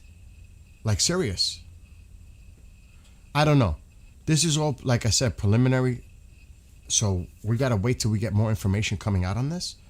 But this is potentially really big. It's not so much about what's in the files or what type of files. It's the whole process of what they did to obtain the files. Because that sets a very dangerous precedent moving forward. It just does. You just think you could walk into somebody's office and take whatever's in the office? At your will? I don't know. I'm still... Oh. That's a great point Diesel brings up. If returned, how do they even know that any files are missing if they were in the boxes? Any classified info documents is required to be presented to SCIF, yes. Let's not even start that conversation because I've actually been privy to information about what some of the members in Congress with the UFO stuff had to go through and couldn't get access, and I don't even want to get into that part, but can't be discussed or presented in a public setting. Yeah, that's what confused me. Sounds to me like a good setup to distract us if things don't go right today. I don't know about that. I think they did it knowing that the president is out of the country. The timing of it. I think it has more to do with that. Oh no, there'll be more stuff coming out because they're still in the meeting. They're showing this in the meantime. In my opinion, if multiple boxes, high chance she hasn't seen all of them. They figured they could take out files and return the rest without anyone knowing, but were caught. That's very interesting. Yeah. This is the CIA. This is not the FBI. Oh yeah, she has to be very careful. I agree with what you guys are saying. They just went into her office. They raided her office.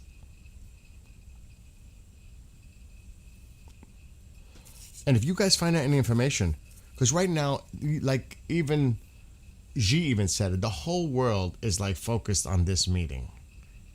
You know what I mean? Everybody's attention is on this. I would think a vast amount of people are focused on what's going on in China right now. But while everybody's paying attention to this shiny object, look what just happened. I mean, when Luna, I don't know who shared that link. Luna already made a statement. We want that shit returned within 24 hours. Because I bet you, like somebody just said, who's to guarantee any files are missing when they return it? What is in those files that they don't want to be seen and they're going to try to get rid of it? Is that what this is about? I don't know. Could be. There's stuff in there they don't want getting out to the public. Because the president wants transparency and he wants these files declassified. But there might be something in there that they're like, And this has been going on for decades in so many different areas. TMZ just posted something. So it's starting to spread.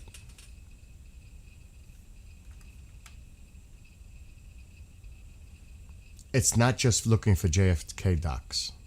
That could be one of them, but there were other files involved too. This is crazy. Looking to see soon to be declassified documents relating to JFK. It's not just JFK.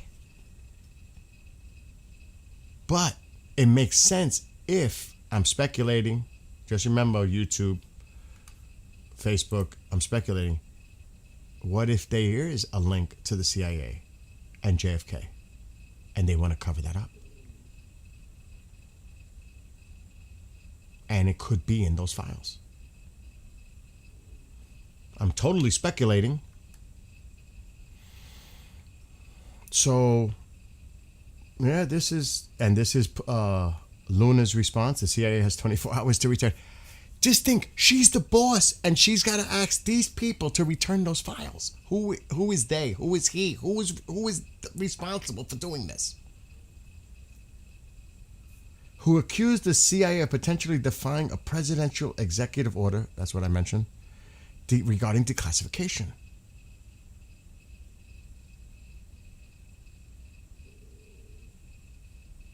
Or she would move to issue a subpoena. Absolutely.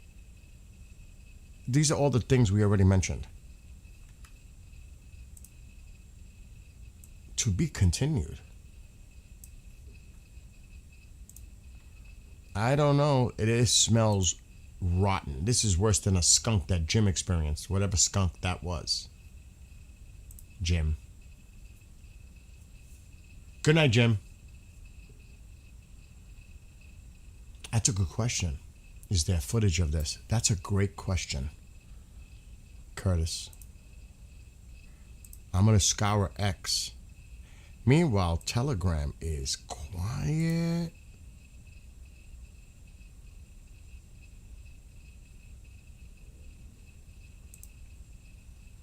It's just highlighting some of the stuff between the president and Xi. Let me see. While we're waiting, because there's a replay going on, I'll put the screen back. It's all replay. But it's still stuff we didn't see before.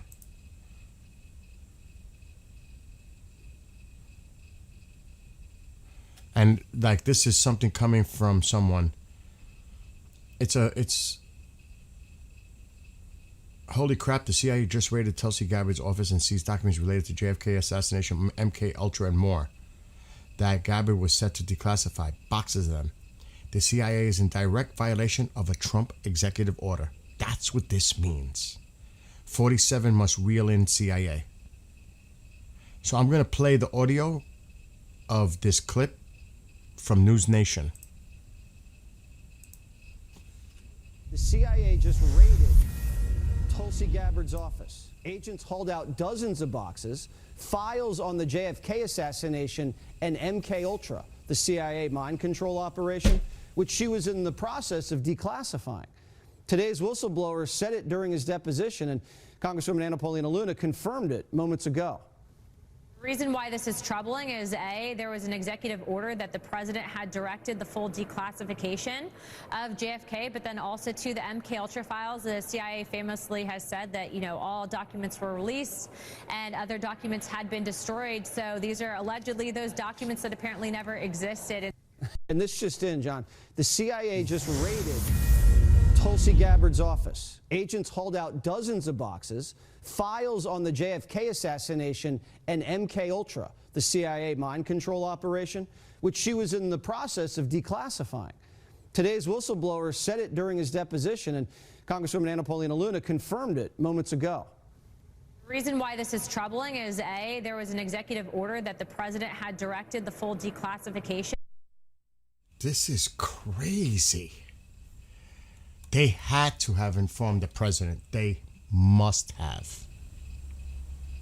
How would you not tell the president what just happened? He has to know. He has to know. There's no way he doesn't. He has to know. Now the question is, will the press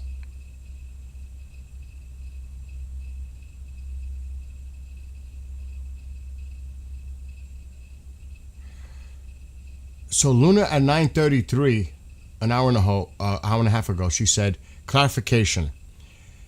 Took documents that ODNI has jurisdiction over. Also, this did not happen today and was not a raid. However, it did take place and we are just being made aware of it based on reporting. So it may not have happened actually today, but it recently happened and they're just being made aware of it. Oh, he's got to be pissed.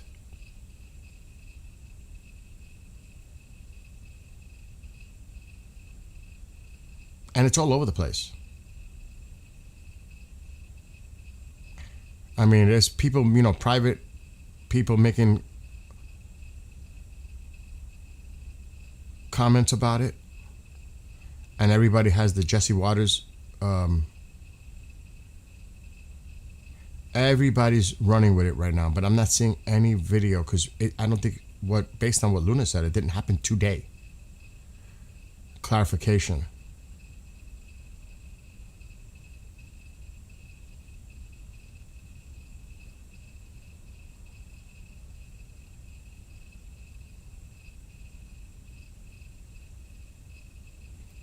I'm looking, it's the same thing. Everybody's sharing what was mentioned on Fox News.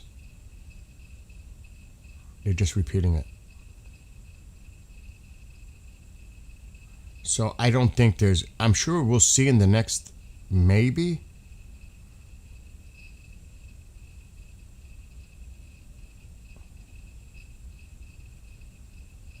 Yeah, it's the same thing we already talked about. There's nothing new.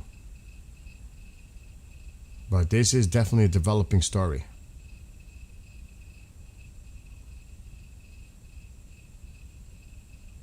And there are other people coming out, they say, no, it didn't happen, this is false, blah, blah, blah, blah.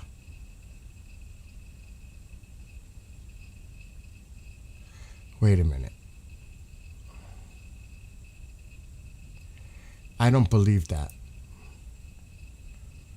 So, this is just a private account saying DNI, Tulsi Gabbard's team, is denying that the CIA raided their office. This is false. The CIA did not raid the DNI's office, says DNI spokesperson. They could be just covering it up.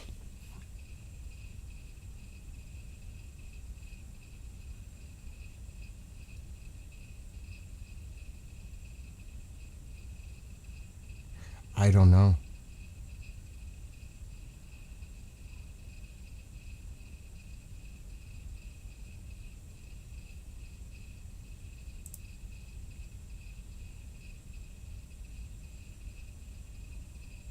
This is really going to be interesting how this shit plays out.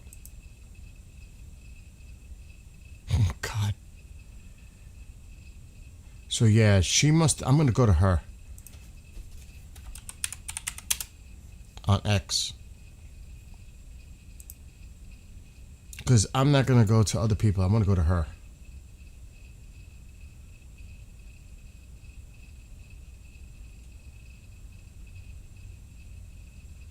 So this is what she put. I'm gonna share the screen. Coming from Representative Luna. Given the nature of docs in question, we are sending a preservation notice. Docs need to be returned to ODNI, given that ODNI was given direction authority by the president to declassify MLK, Martin Luther King, Robert F. Kennedy, and JFK. Regarding MK Ultra, these documents were specifically requested by my task force and currently be used for our investigation. So she did send out a letter to the director of the CIA, Radcliffe. I need to download this. I need to download this.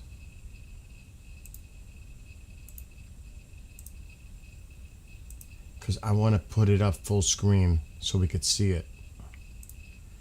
What she wrote exactly.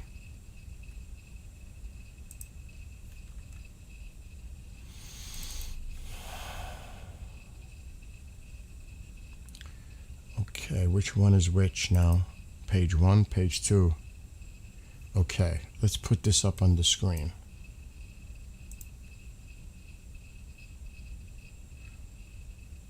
The Committee on Oversight and Government Reform is requesting you preserve all existing and future records and materials related to JFK, MK Ultra.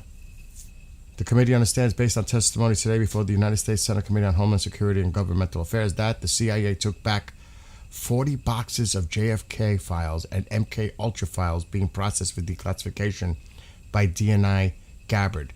The committee requests you preserve all existing and future records and materials related to these boxes, documents, or aforementioned subjects. They're really concerned that these documents are going to disappear. Somebody mentioned this in chat.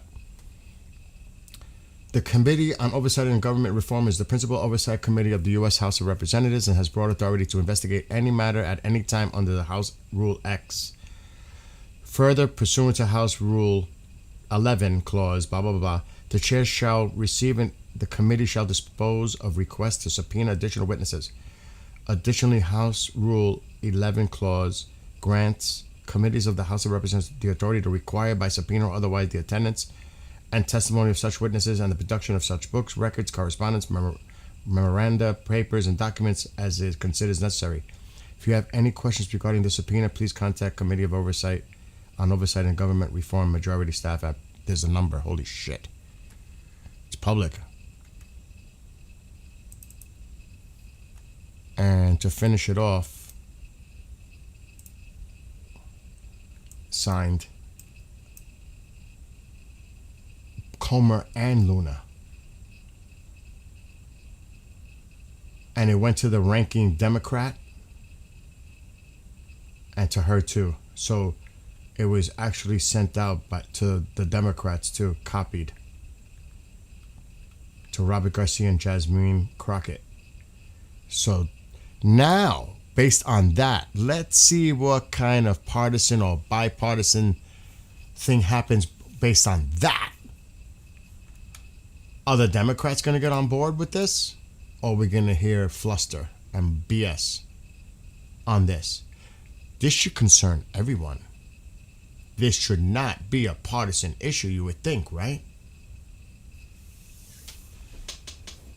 The president has to know by now. He has to be made aware of this. Dave, do you think someone said make sure them files aren't deleted? Huh? That's what she's concerned about. We want them sent back intact. Do you think? How would they know if anything's missing? Did anybody do an actual count of the documents in those boxes? How would they know if anything's missing? They're probably scouring over all those documents now, and they might return them back, but there might be something missing. How would we know? Again. And again, I'm just saying, would it surprise anyone? Would it? The cover-up of a cover-up?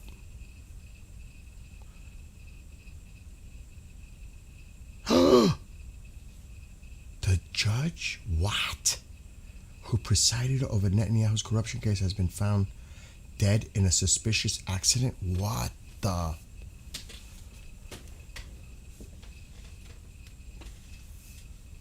Holy shit. What is going on?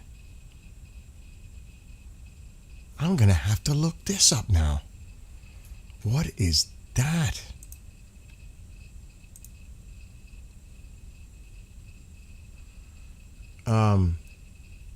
Oh yeah, obviously they'll find a way to permanently destroy them, but that's the point. Why else would you go in there while she's declassifying under an executive order by the president? She's in the process of declassifying what is in those boxes they don't want coming out that's going to be declassified. That's the question. And that is a direct... Oh, they're doing the replay again? I mean, do I want to use the word treason? That's going against the orders of the President of the United States to declassify that. Who the hell are they to go in there under an executive order by the President and just confiscate boxes that was ordered by the President to be declassified? Does anybody have no problem with that? That's serious. And I'm not a conspiracy theorist. I am not. But it is deep state. There's no other way to spin it. Who is doing this? Why?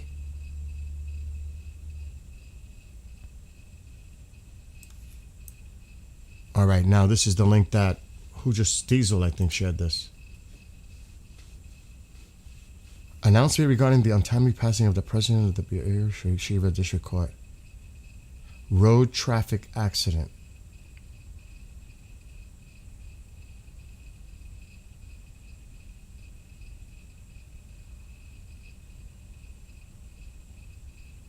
Wow. Oh, this is going to raise some definite eyebrows. They're saying here it was a traffic accident. Who passed away this evening as a result of a road traffic accident.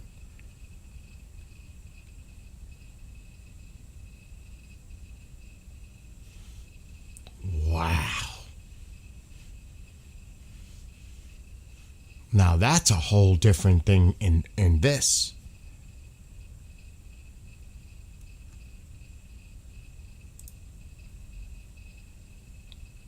That is... Right? Again, it's all about this coincidences. Too many coincidences. I mean, I'm all about coincidences, but when too many things are happening at a certain timing, is it a coincidence? Neither do I. I'm not buying it.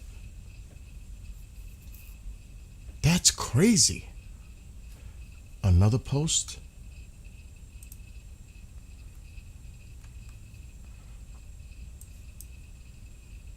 Beersheba District Court Benny Sagi killed in shocking crash. Is there video? After his vehicle crashed into his motorcycle while he was traveling on Route 6. A vehicle that was driving off-road came up on the highway. Oh, wait a minute. So this motorcycle who's driving off-road just decides to come into the lane and hit his vehicle. Really? And that's an accident.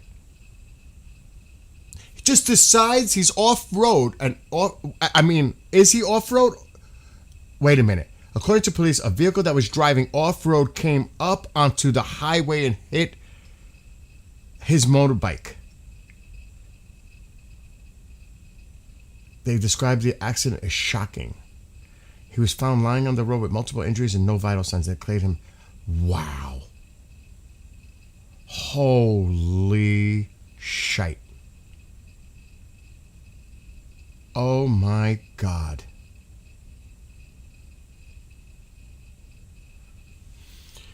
Police have opened an investigation to the accident which took place close to the kibbutz east of Ashdod, with police officers from the Kiryat Malachi station and road accident investigating examining the circumstances of the crash. Wonder how that investigation is going to go out and the details of that. He was appointed as acting president of the Bashir District Court in June 2024 and took up the position on the permanent basis in April 2025.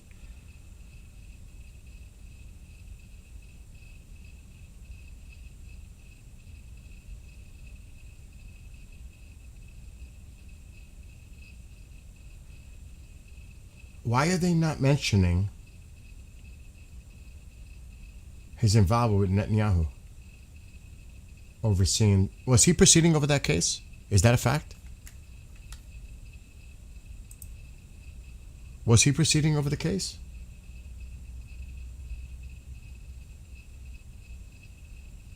What? Is somebody saying that this happened in January? That's what it says here. Why is this news now? Wait a minute. Somebody caught that. Wait a minute. It says that date, January 4th. Is this old news? I wasn't aware of it, but somebody caught that date. This is a replay.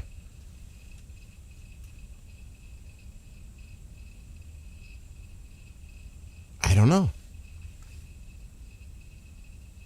Everything I'm reading currently shows as breaking. Why did that article say January 4th? I'm confused too.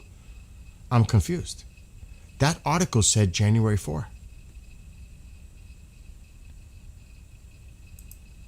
Oh, now I'm totally confused. I'm going based on what you guys are telling me on YouTube chat. I'm just... What is going on?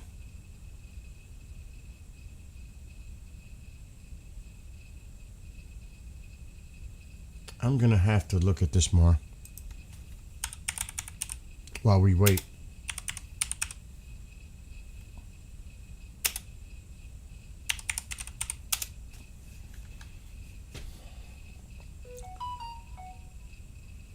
No, this is old. There's past articles on this.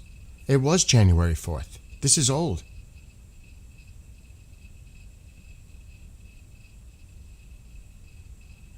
But why are they bringing it up now?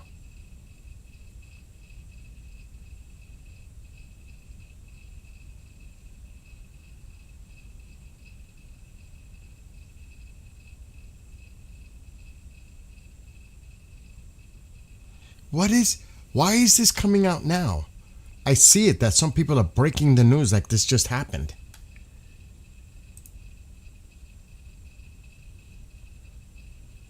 Exactly, why is it being reported all over again?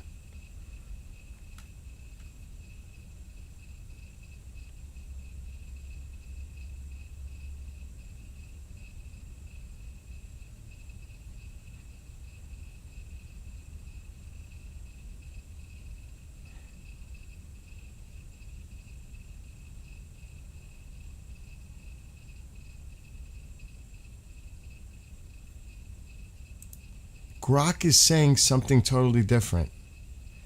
The judge died in a confirmed traffic accident on January 4th, 2026. His motorcycle was hit by an off-road vehicle that veered onto Route 6. The police called it a tragic crash with no signs of foul play. He was not presiding over Netanyahu's main corruption trials. He was handling a related but separate submarine procurement case.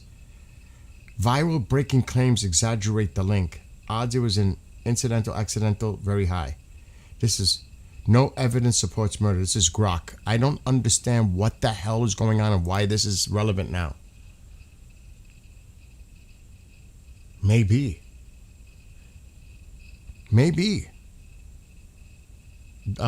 Dave, maybe. That is so bizarre.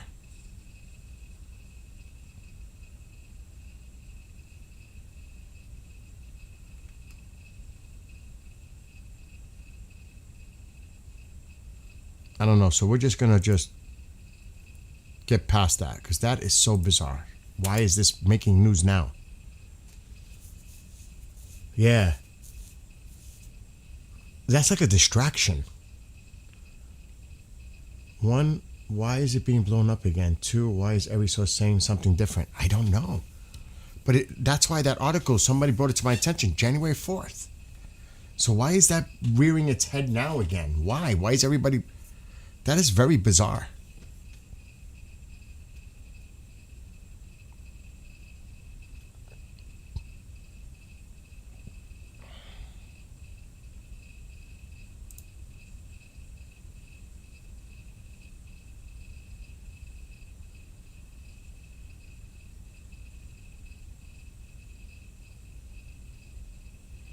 I'm catching up anything could be related to Iran.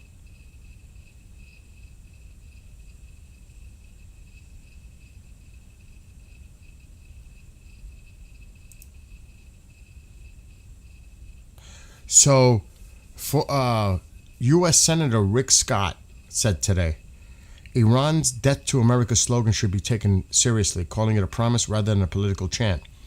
Quote, Iran has chanted death to America for nearly half a century. To them, that's not a slogan, it's a promise. When your enemy tells you who they are, believe them. Victory for America is not an option, it's the only option.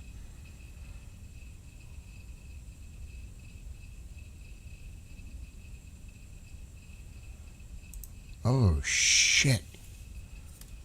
This is an interesting little update on the Reaper drones. The U.S. Air Force and General Atomics tested MQ-9A Reaper drones armed with the Advanced Precision Kill Weapon System, a laser-guided rocket system designed to counter drones and other aerial threats. The test took place at the Nevada Test and Training Range and included engagements against aerial targets using AP-CAR WS guided rockets integrated onto the MQ-9A platform. The system is viewed as a lower-cost alternative to deploying fighter jets and inexpensive air-to-air missiles, makes sense, against relatively cheap drones amid growing concerns inside the U.S. military over the cost of countering mass UAV attacks. Makes sense. Makes total sense.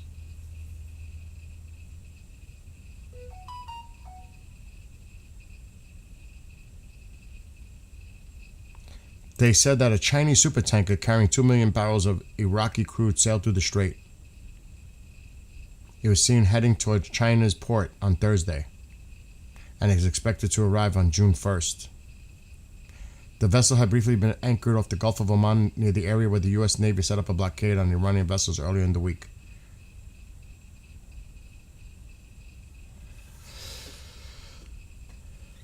I don't know. There's a lot of talk with this nuclear thing. U.S. Republican Senator John Kennedy warned that Iran would use a nuclear weapon if it acquired one, saying the country poses an immediate and dangerous threat in remarks during a Fox News interview on Wednesday. This is what he said. Here's the problem. Here's why the New York Times is wrong. Iran has been a problem since God was a baby. And the problem is that the leadership, there is a strain of crazy that can't be fixed. If you give them a bomb, they will use it. I know my colleagues like Senator Schumer say they're not a problem, but frankly, Senator Schumer can't even cook a cheeseburger on this issue. He's wrong. They're a threat, and that's why the president acted. Kennedy said Iran's enriched uranium to 60%, and it is only a short step from weapons-grade levels, arguing that once a warhead is developed, it could be mounted onto a missile and used against other countries.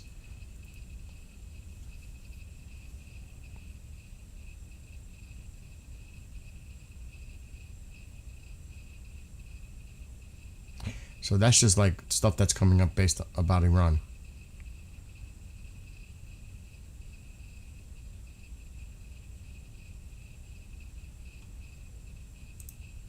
Oh, what did Starmer say?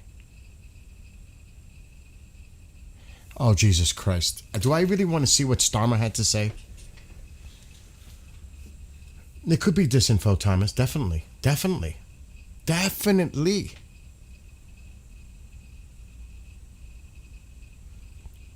Oh, God, do we want to hear Starmer, his comments after the king spoke today? Oh, Jesus. Do I really want to do this? King's speech sets a different course. a more hopeful course. This King's speech sets a different course, a more hopeful course, a course that sees the conflict in Iran, a war on two fronts, not as something to wring our hands about, but as an opportunity we must take to shape our country's future, to end the status quo that has failed working people, to build a stronger, fairer Britain. That is what this King's speech delivers, and I commend it to the House. This King's speech sets a... I thought this guy was going bye-bye. What is going on? And we did play part of the speech from King Charles today. It did sound like Starmer. I was like, wait, whoa. He's saying everything like if Starmer was talking. And then somebody said, it's a Starmer speech. Dave is like, no, please, no. Oh my God, excuse me. It's like an Outer Limits episode for real. It's getting more bizarre, like every day it's just getting more bizarre.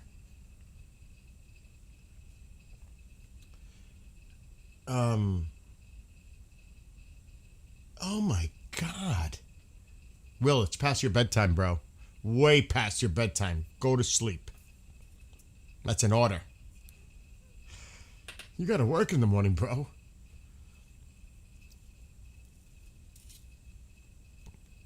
So we're waiting to see if any more footage right now. There's no feed. I can't stomach watching anything that guy says. I'm sorry. I just can't. I can't do it. I know every time I see him say something, it makes my stomach turn and it just gets my blood pressure up.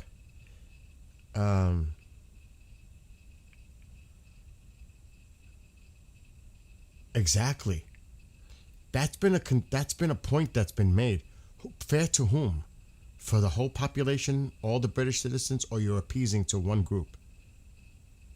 Because that's what it seems like to me as an outsider. You are bending backwards, sideways, flips, and appeasing to one specific group in the UK?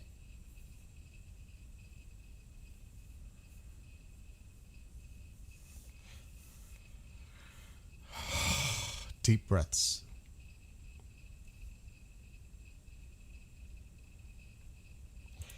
So Rubio,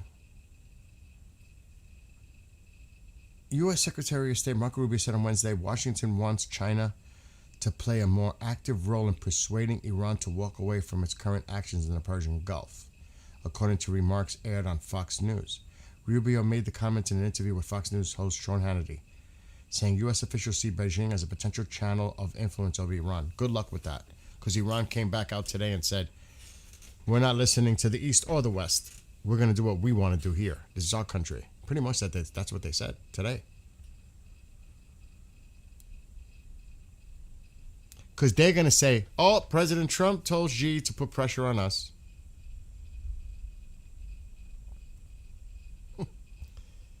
See how this works out. Tomorrow was, what? Restrating is apparently going to challenge him. But getting back to the UK thing is, are you not concerned who could replace him as Prime Minister? Are you confident you're going to get somebody that is more for the people of the UK, or is it going to end up being somebody that's worse than Starmer, which I can't even imagine? I can't envision worse. How much worse can it get? Can it get so much more worse? Based on what Tulsi says, yeah, it could.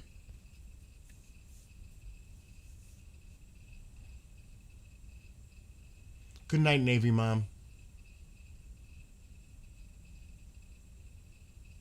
I don't know.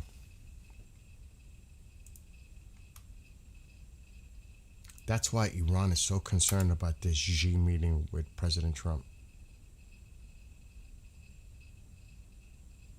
Remember how much oil China depends on from Iran. What if the United States offer Xi an alternative as an oil supply? I'm just saying.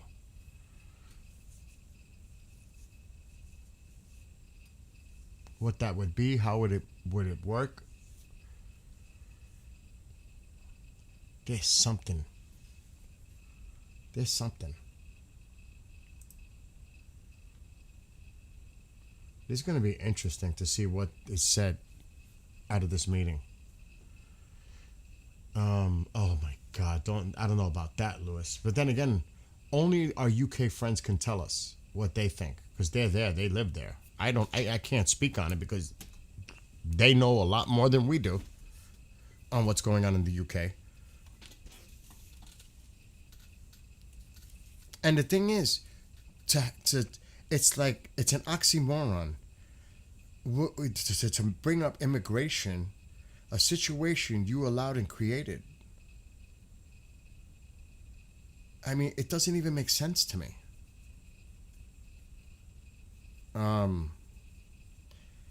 He is wearing the flag. I wrapped the Iranian flag around him. Yes, I did.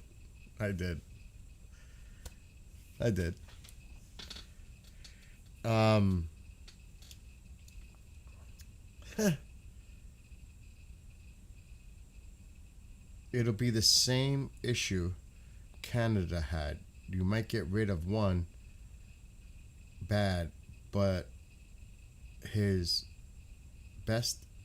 baddest of buddies will step right in his place.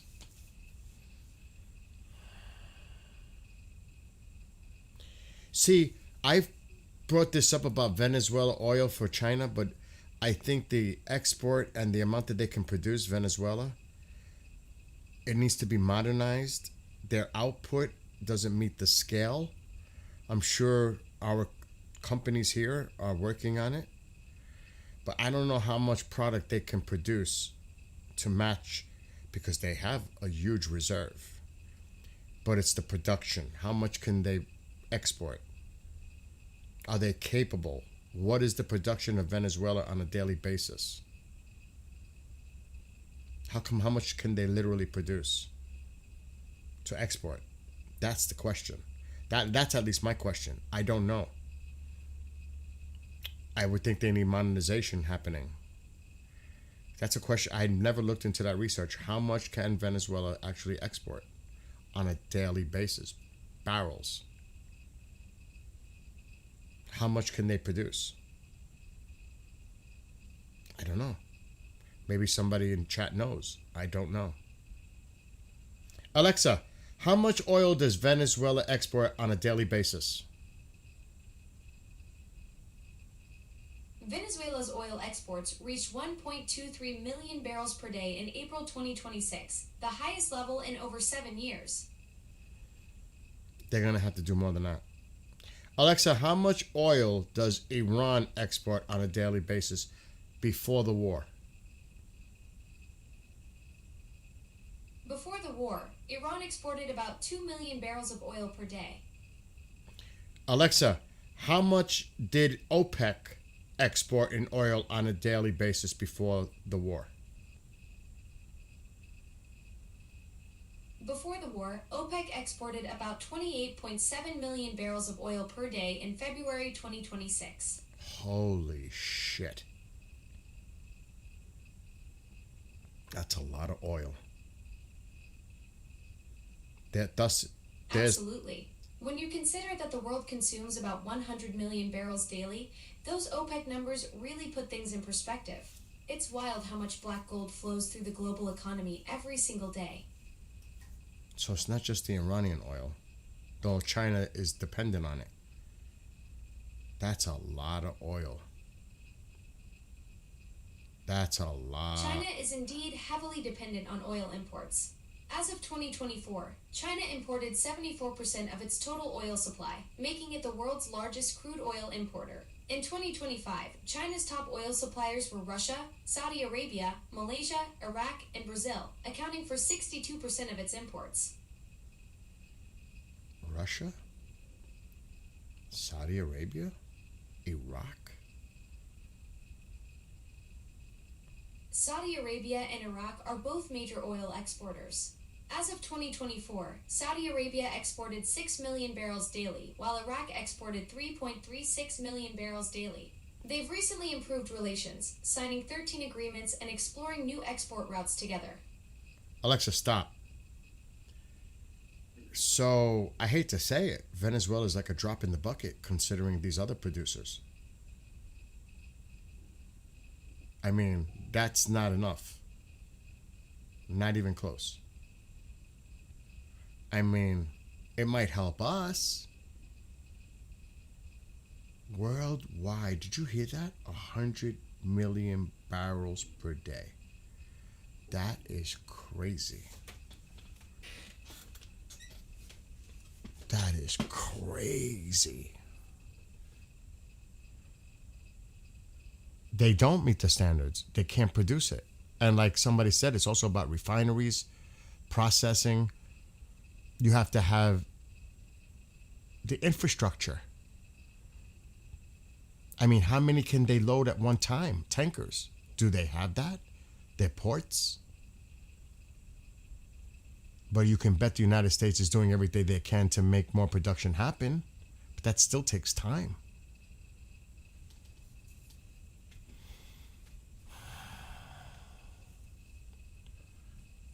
U.S. exports 5 to 6 million barrels a day. The point is, look what the Persian Gulf is responsible for. What was it, close to 30 million barrels per day?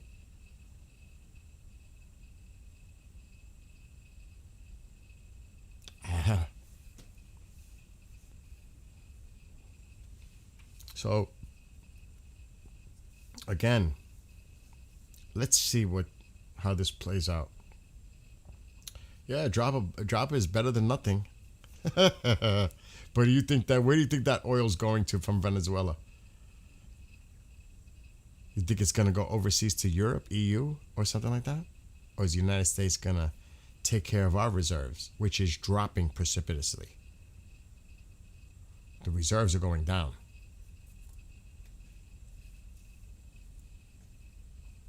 More than what Biden did. It's below that level now. So we have to watch that too. That needle is dropping.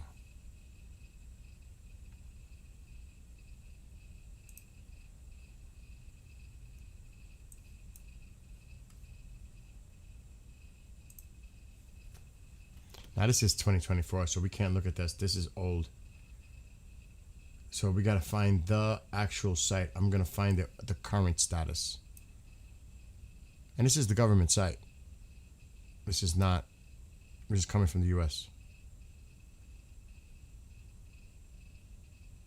I do not want to use a third-party source because I'm not going to believe it.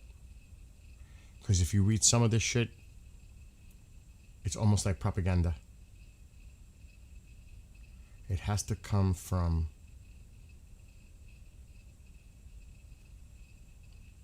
a credible source. And that sure as hell, I'm not saying the media, that's for sure.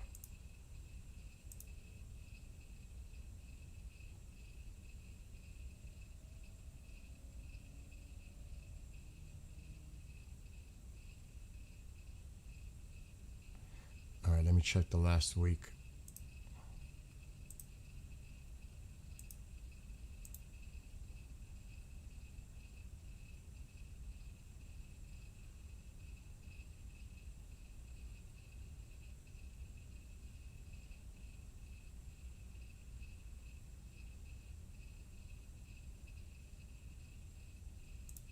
I'm going to the... Holy shit.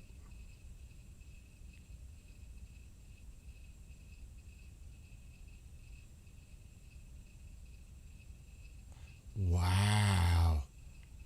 I have solar. This is interesting. Coming from a government site. Solar could exceed coal for the first time. Holy shit. And it's projected to exceed it.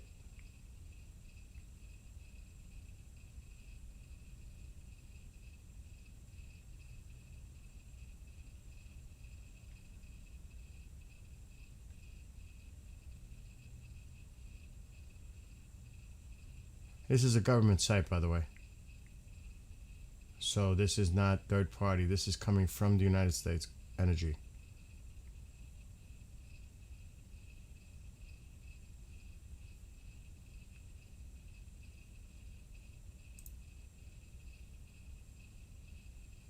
Wow, this, I gotta save this website.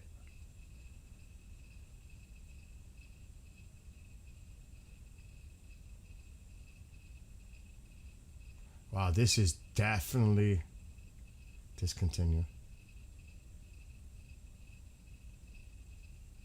And there's PDFs. This is well done.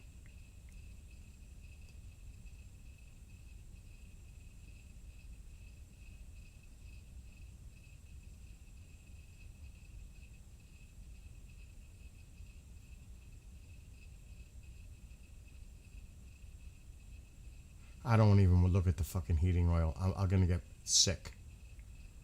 It's so bad right now for me. The bad thing is I'm getting very low on my oil for the boiler, the heat. I'm gonna have to address it. I'm going to have to address it.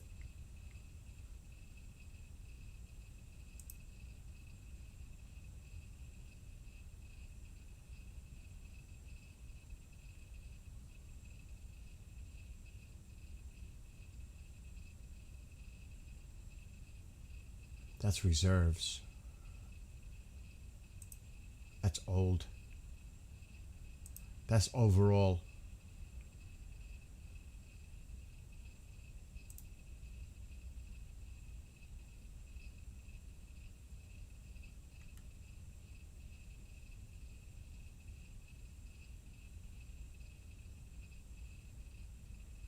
They're showing you the numbers.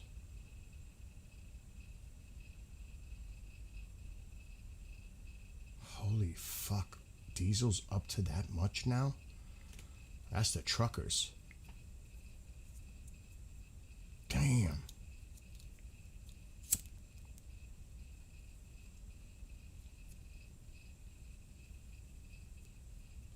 Holy shit. That's a lot for diesel.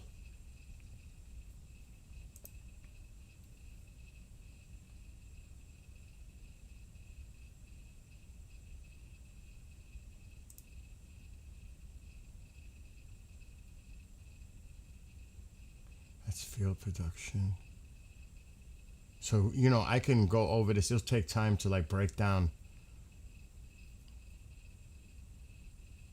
But this is definitely well done as far as statistics. This is really good.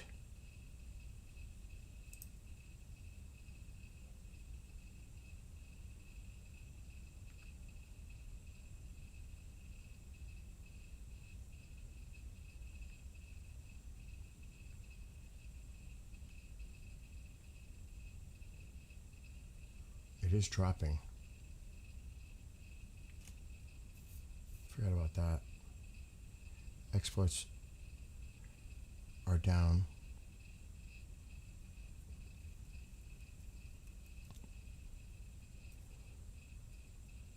But I'm definitely saving this site for now.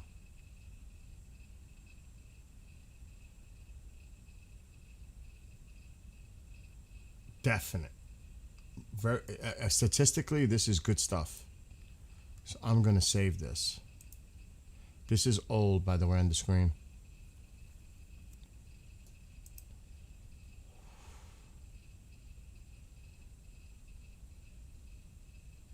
I'm still looking. I'm just gonna do it off screen.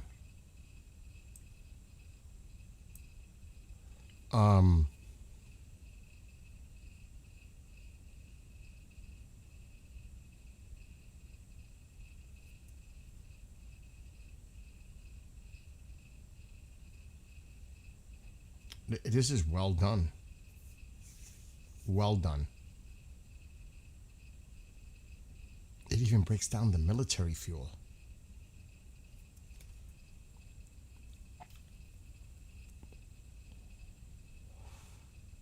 This is wild how they break it down into groups. I'll put the link if you guys want it, but It's well done.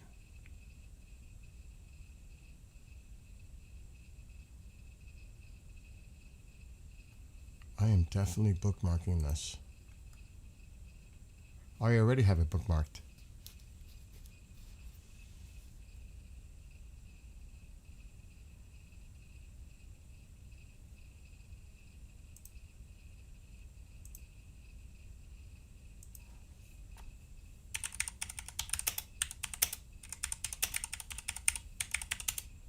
I'm gonna try to do something else though.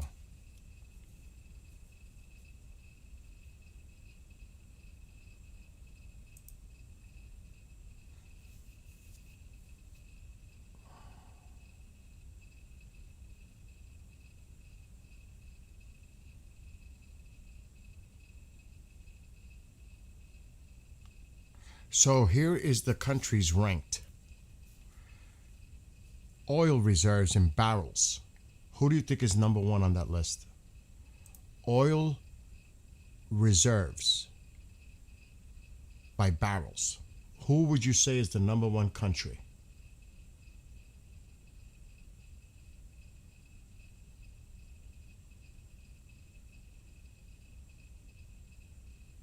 Who do you think? Number one. Yeah, it depends where you live. You know how much my electric bill is going to be this month? Combined with the lease on the panels? $180 this month for my utility bill.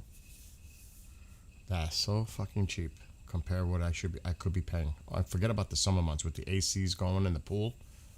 I'm saving in the summer months alone. I save over $1,000 if I was on the utility. Just because of the panels, I save at least $1,000 in 3 months' time.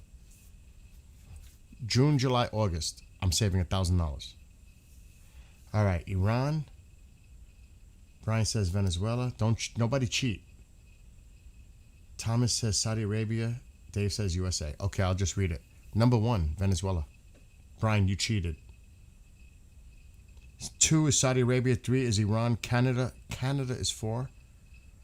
Iraq 5, UAE 6, Kuwait 7, United States 8.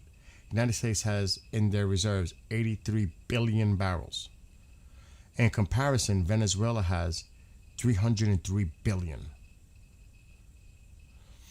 Just got to tap into that Venezuelan oil. Now that's reserve. That's not what, like, that's total production.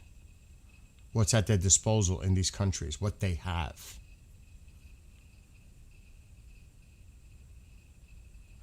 This data highlights the significant role the U.S. plays in the global oil market, both in terms of reserves and production capabilities.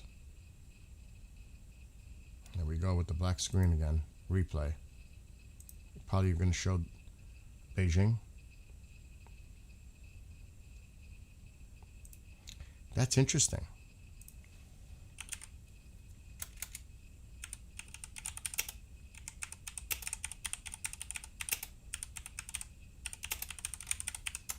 And I don't know how long we can go waiting to see if this plays out.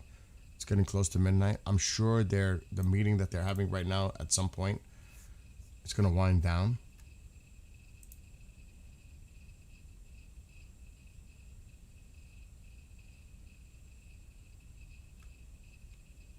There's a black screen right now. It's back to that screen again.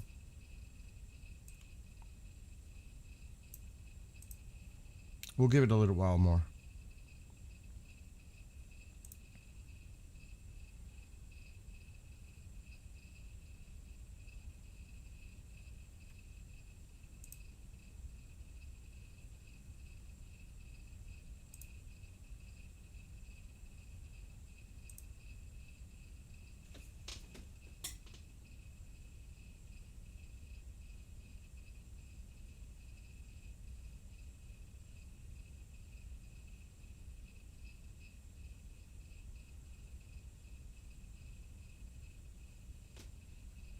So we're going down.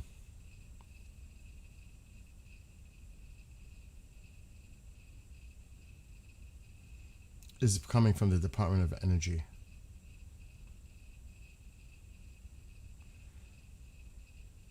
Oh, there goes that.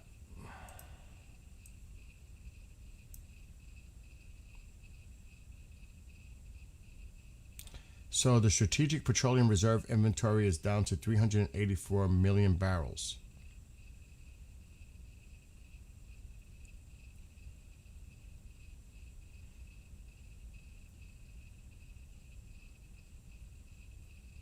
And that's coming from the Department of Energy.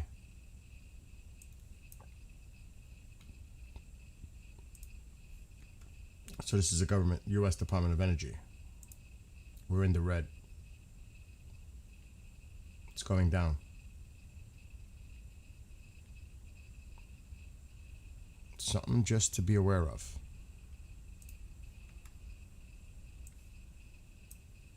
That's the reserves.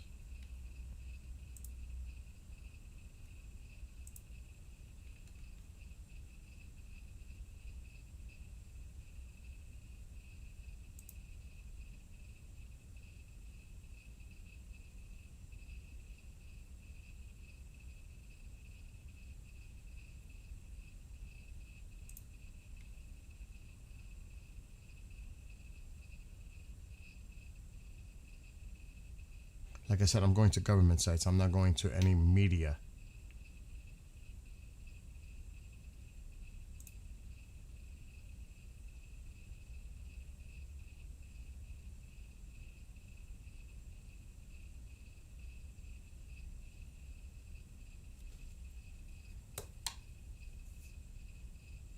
And I'm not going to obsess over it. So,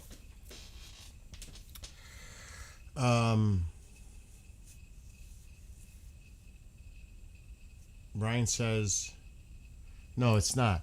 It's that sand oil that comes from Canada. As of early 2026, the United States imports the vast majority of its crude oil from Canada, which accounts to roughly 60 to 62% of total foreign supply. Other top suppliers include Mexico, Saudi Arabia, Brazil, and Guyana, with the top 5 nations providing nearly 80% of imported crude. Total crude imports in 2024 approximately 6.6 million barrels per day.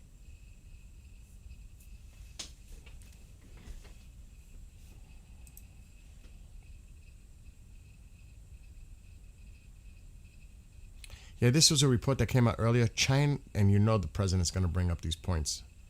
Not just the intel that they were providing to the Iranians. Chinese companies discussed sending weapons to Iran via third countries to conceal their origin. That's what the Times reported. U.S. officials said the reported plans could include missile systems and other military equipment routed through intermediaries, including Africa. I hate when they say U.S. officials, because who are they?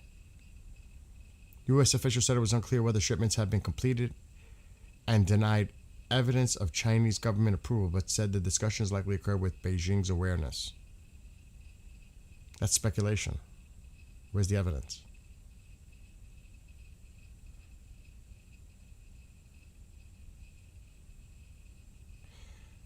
The Kingdom of Bahrain, the UAE, Saudi Arabia, Qatar, Kuwait, and Jordan jointly on Wednesday condemned and rejected Iranian claims regarding what Tehran described as management or new legal rules for the Strait of Hormuz. The country said Iran's framing of governance or legal arrangements for the strategic waterway was unacceptable and rejected any unilateral attempts to alter the status or rules governing the international navigation through the strait. What you gonna do about it? It's great to say it. What you gonna do about it? I mean, really. You condemn it, just like Starmer, or whatever he says.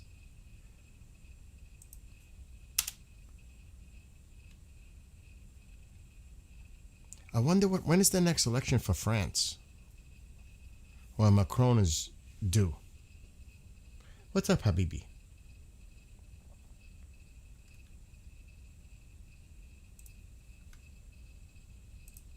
All right, we got the... But like somebody mentioned when we were watching, look at that pollution. Look at that smog. That's China.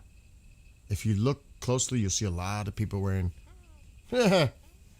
masks. Like that's really going to help.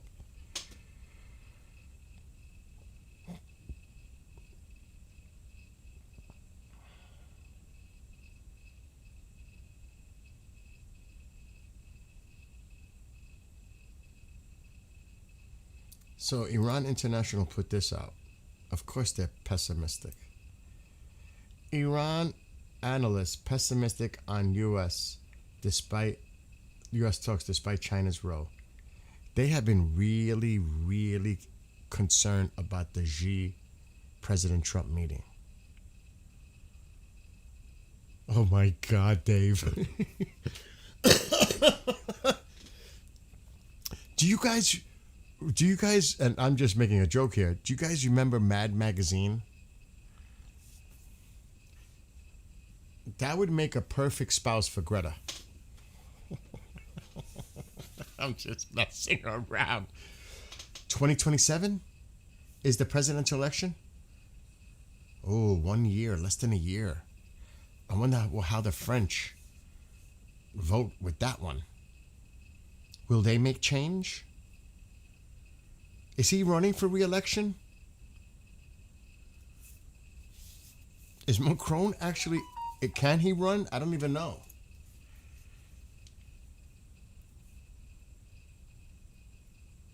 Is he? Oh my gosh. Hey, look, I'm already concerned about 2028. Really, that's why I got this cap. And I, of course, created the image using Chat GPT and made this cap. That's what I'm about. At least right now. Just saying. So I'm thinking about the future too. I wonder where she is. Oh my gosh. Yeah, I used to actually love Mad Magazine back in the day. I ain't gonna lie.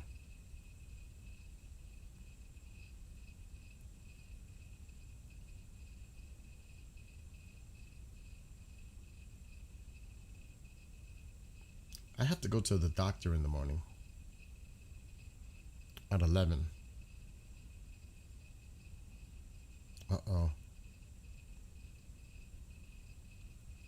John is sharing me more stuff.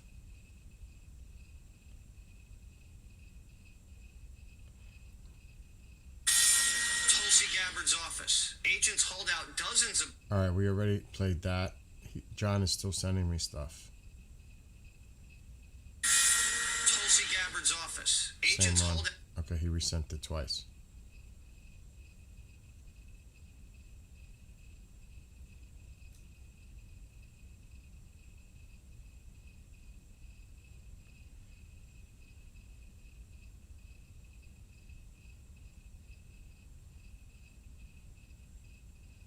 Yeah, I'll look into these messages later.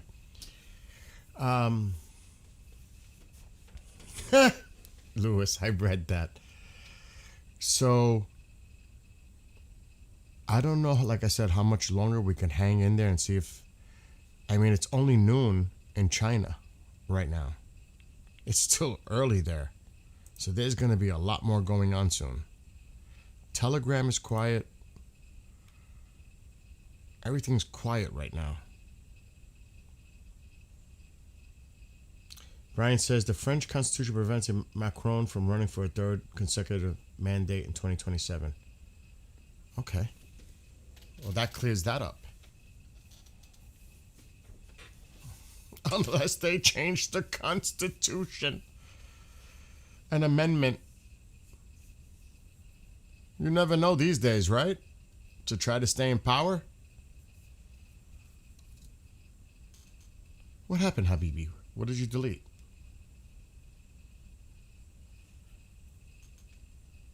So like I said, we'll give this a little while more.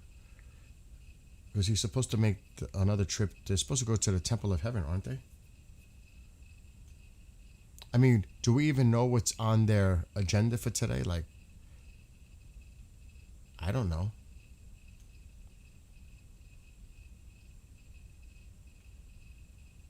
But you could actually see the smog, the pollution in China. Look at it. That's horrible. Population control.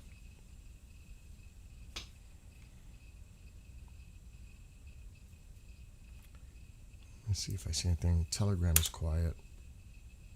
Everything's quiet right now. I think everybody's watching this. There's not much going on in the feeds either.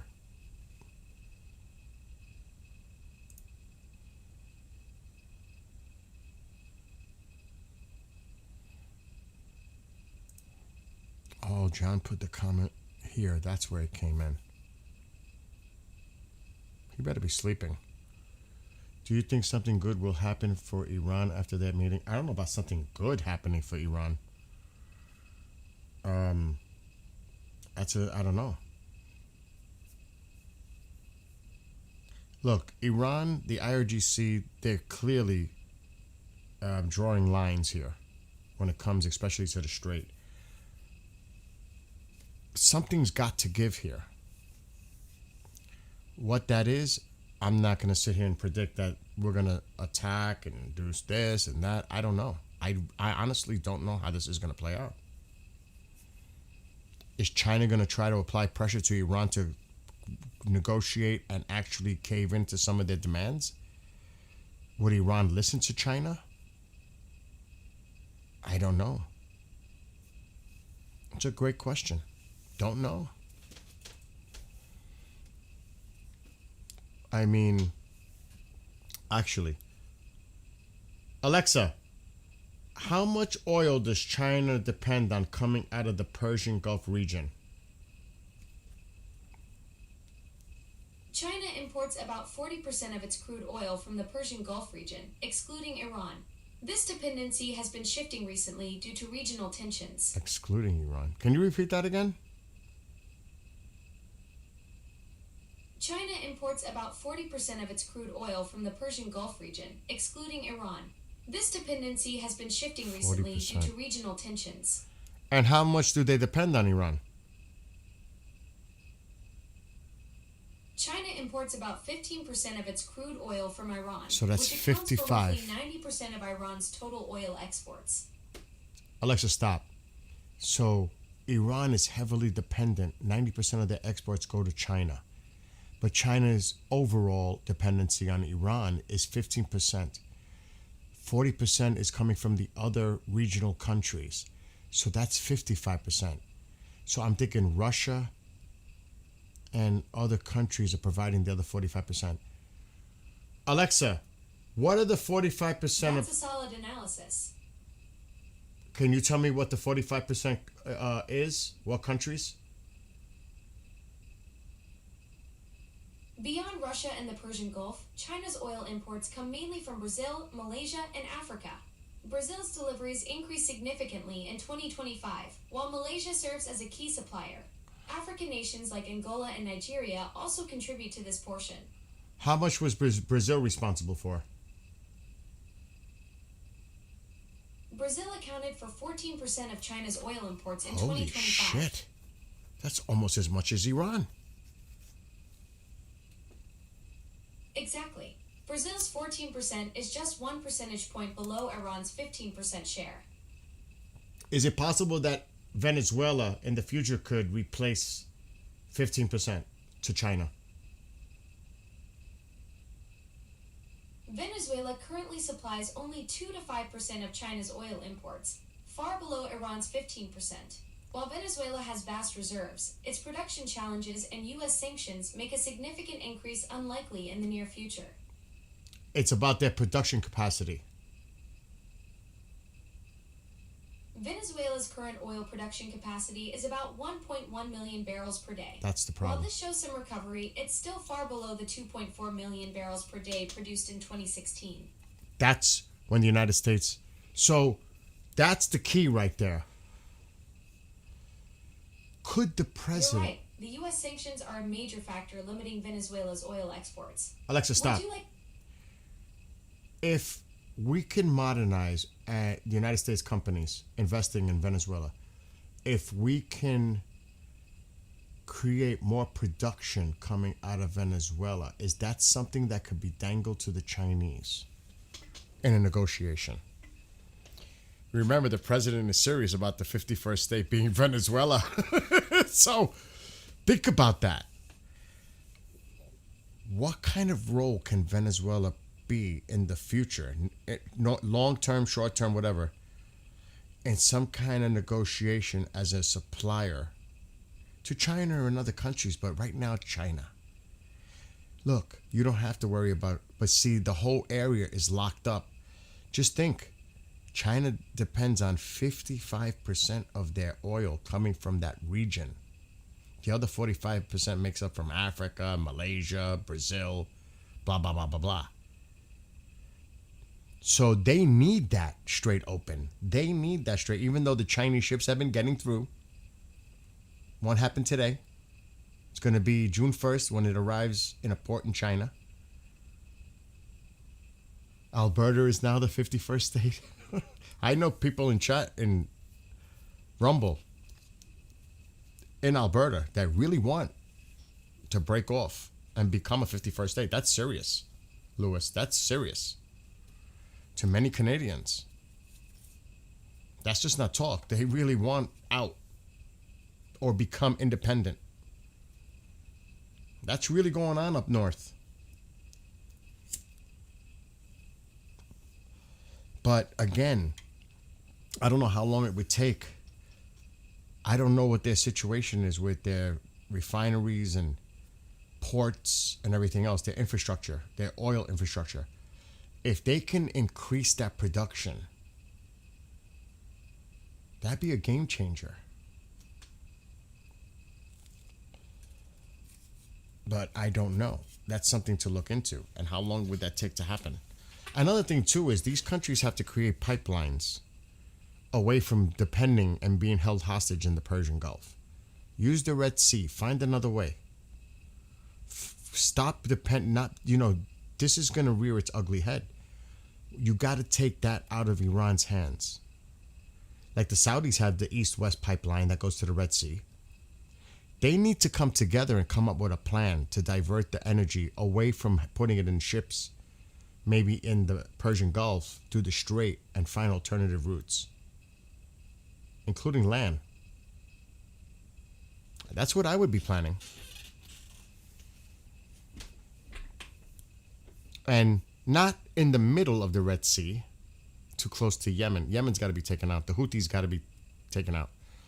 But where it's safe. But Iran will launch missiles and everything else at their pipelines. Well, my friend on Rumble says there's a nickname in Vancouver. It's called Vancouver. That's what she said. It's for real. They call Vancouver, the locals, Vancouver, because of all the Chinese there now.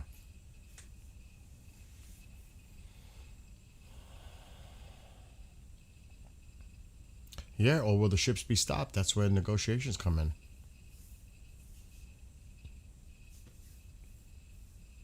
Look, the bottom line for me is we need to just completely destroy this regime, completely destroy their threat. It is game over for them, in my opinion. We cannot. We got to finish the job. We have to finish the job. I don't want to curse, but they are emboldened right now. They are arrogant. They're cocky. They think they hold all the cards.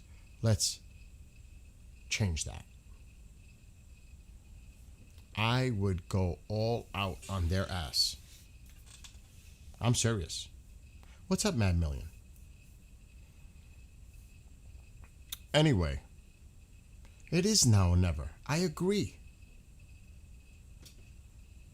My gosh. And you know what? Xi could say whatever he wants to say to the president. The president's going to ultimately make up his decision. He may try to see and use Xi as a last-ditch effort to communicate with the Iranians. Emphasize, you need to open up that strait. I don't know how much pressure that'll work with Iran coming from the Chinese. I got to stretch. My back is twisted. But I'm sure there's going to be a discussion on that and an effort by Xi to communicate directly with the Iranians. I wouldn't be surprised if we see a contingency of Iranians arrive in China next week for some kind of meeting with the Iranians, between the Chinese and the Iranians. I wouldn't doubt it. Or at least definitely meetings behind the scenes, or calls at the least. At the least. So this could drag out even more to give Xi the because that I could see that happening. The president giving Xi time to talk to the Iranians and see if he can work out any deal with them, and for them to cooperate, making a deal with the United States. I could see that.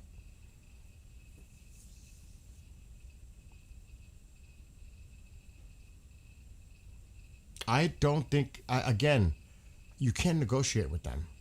You can't trust them. They have a track record.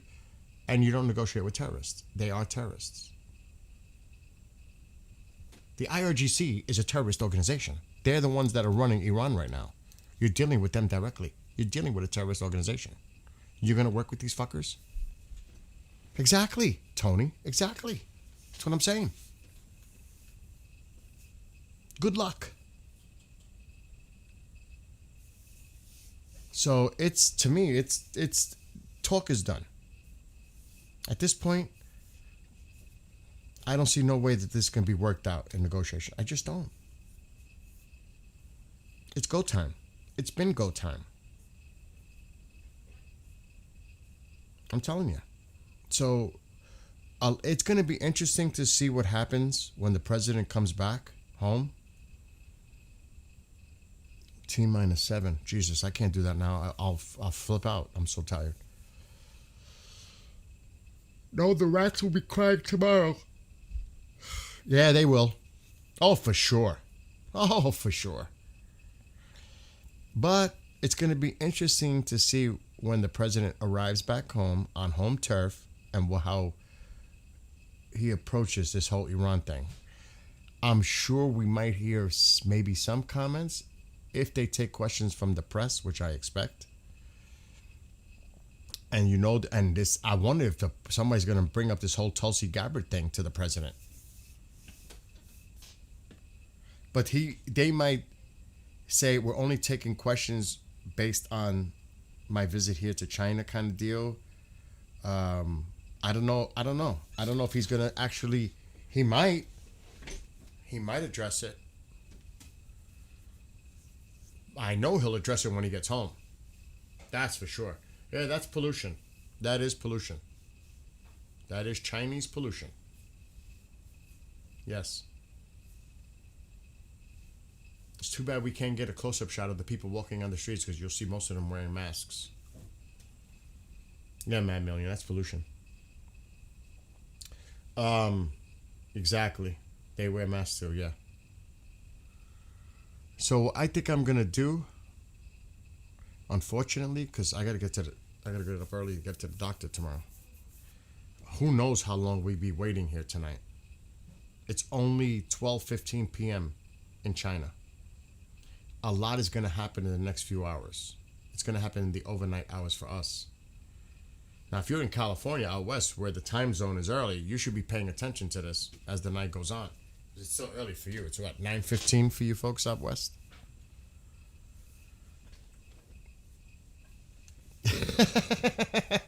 Dave. I mean, they still use a lot of coal in China. It's not a bad idea, though,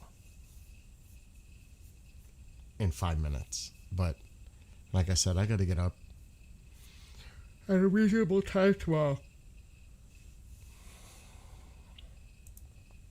See, I could change the appointment, but I need to see him because I need him to refill my medications. I cannot do that unless I'm there. They won't do it over the phone. You have to visit them to refill your meds. You know what I mean? So I have to go. It's like I don't have a choice, because I actually need them. Refills. But again, if you live out west and you're going to be up all night, you might want to check this out throughout the night because it's still early for you. Or for those that are night owls like Tony that stay up all night. This is going to develop throughout the night here. Throughout the day, obviously, there. So, even how long has it been since they went into that meeting? How long ago was this? Maybe almost like 2 hours now? That they're still in that big meeting right now? Who knows how long they're going to be meeting before they come out? The only thing I was hoping for is they come out and maybe take some questions. You know what I mean?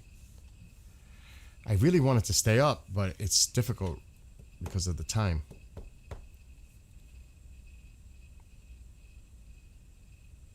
It's almost like I waited this long. Why not keep waiting? And for the people in the UK, it's like early in the morning. The sun is rising, no? In the UK right now? About? Alexa, what time is it in the UK? It's 5:17 a.m. in London right now. Yeah, it's 5:17. Is that right? For those in the UK, is that about right? 5:17? Get some coffee.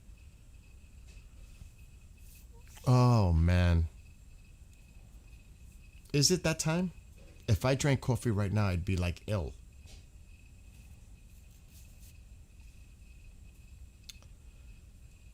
But I might. You know what? How about this? Let's give it to 1 a.m. Let's give it 42 more minutes. Let's just go loco latte. Let's give it a little bit more time. It is a 5-hour difference. So then she got it right. She's been wrong on time zone issues. I told it to fix itself, and I think it did. I think it did. So, yeah, let's give it a little bit. I mean, I waited this long. They can't be in the meeting like for... They could, actually. 5 hours?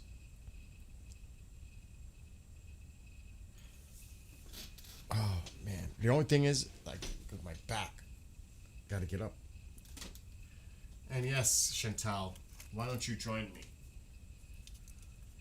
Oh, God, the apocalypse lock is on the door.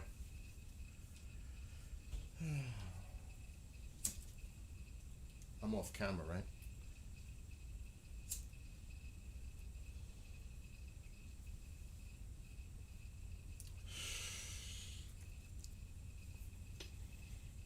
This is the kind of thing Jim was talking about. If she comes in, it's the skunks outside. Oh boy, too much information. It's you know what? It's when we switch the clocks, then they switch the clocks. It's like crazy because they do it too. It's just not at the same time as we do it. Excuse me. Oh man! In the meantime, we could keep looking if there's any other news.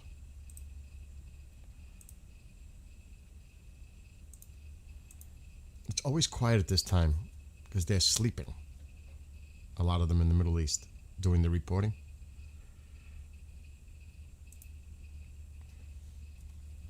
You know they are gonna freaking cry. Like I think it was Dave said, they're gonna be like little rat babies tomorrow. See, there's nothing new. Alexa, who won the Pistons game tonight? The Cavaliers beat the Pistons 117-113 in overtime yesterday in Game 5. Wow. The Cavaliers Alexa, stop. Oh, wow, that's good. This is sports related, but if the Cavs end up beating the Pistons with the number 1 seed, that means the Knicks get home court as the number 3 seed in the finals for the East. That's all.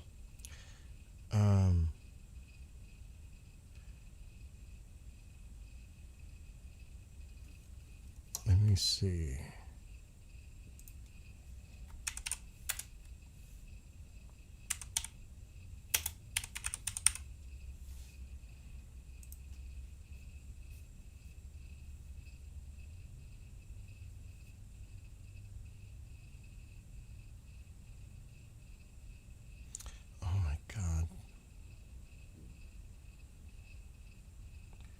I'm looking at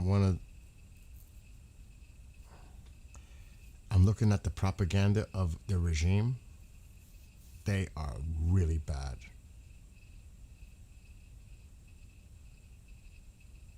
I'm not even. It's disgusting.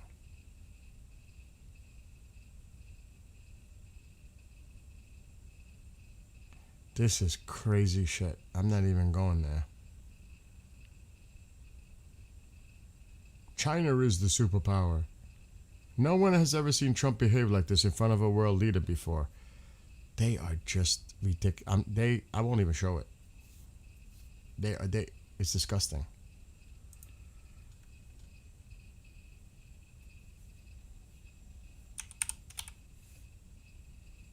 And it's crazy on X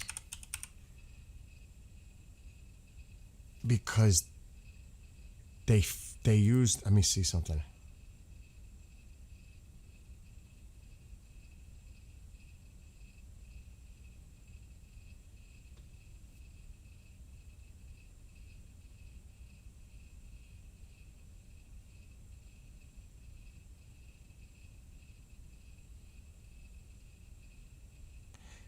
This is just as bad.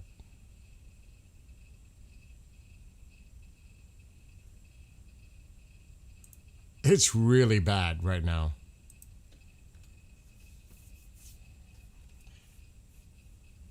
But I'm not going to share in their bullshit.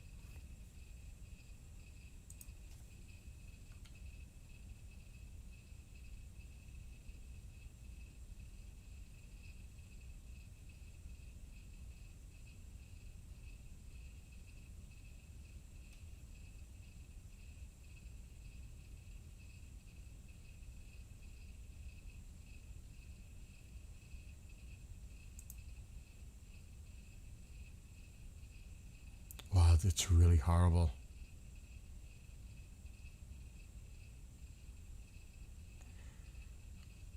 Do you want to see it? This is why we cannot negotiate with these fucks.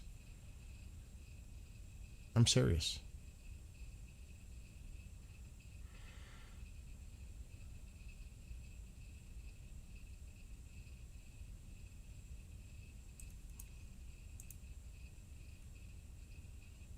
Straight up homos, no entry, dogs and American. Sick. This is what they have. This is one of their propaganda. I won't even share the other shit they put on here.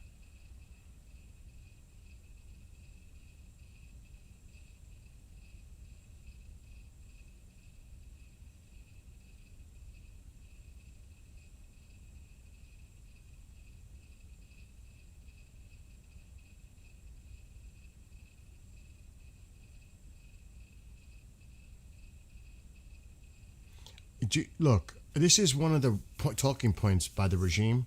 Listen to this nonsense. Just listen to this fucking nonsense. I'm sorry I'm using the language. This was May 11th. Arab leaders, we have to stop Iran. Russia, okay, anything else? Arab leaders, silence. Russia, have you condemned what the United States and Israel did? Have you condemned the death of 170 schoolgirls? Have you condemned the 42,000 plus that you killed on the streets of Iran?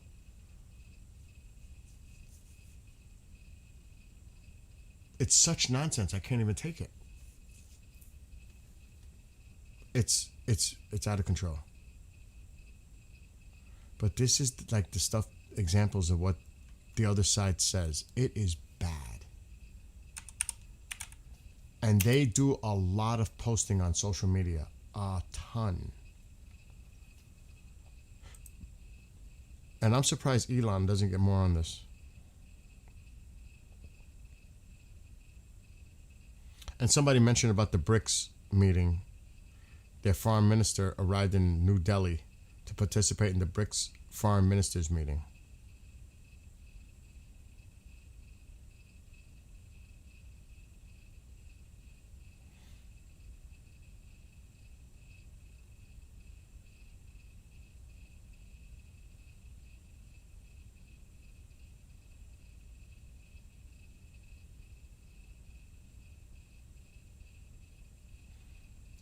of propaganda.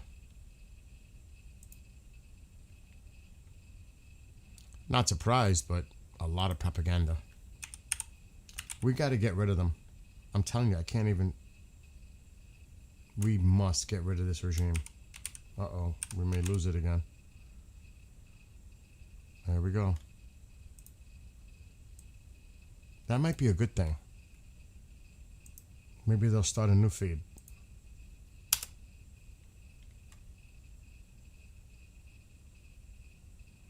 Or maybe they can only do it in certain clips.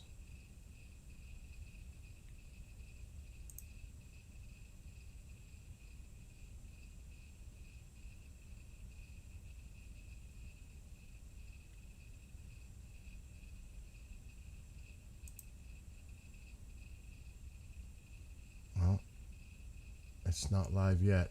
I may have to go to... I don't want to do it, but I may have to.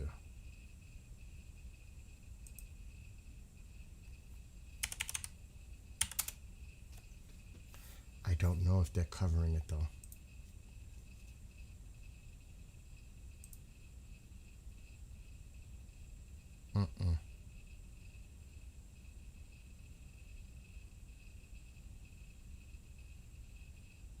I went to check CCTV. They're not live.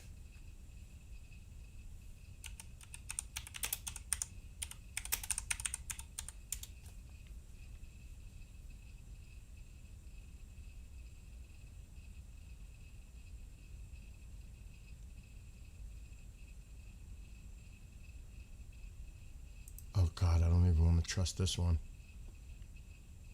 No. Biggest summit ever. They can never remember anything like it. It's, I can say in the United States, it's, people aren't talking about anything else. That's old.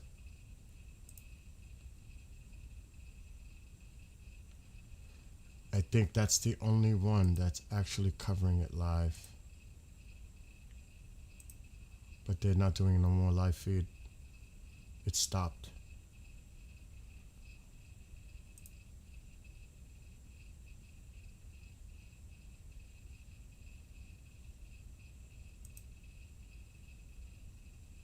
Yep, the feed has stopped. So maybe we will call it. Unless somebody has a link for it. What's going on in the chat, Bill? I have no idea what the heck is going on in here.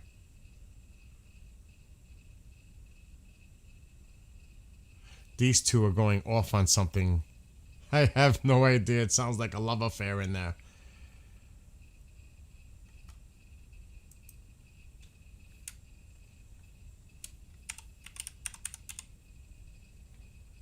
I want to check one more.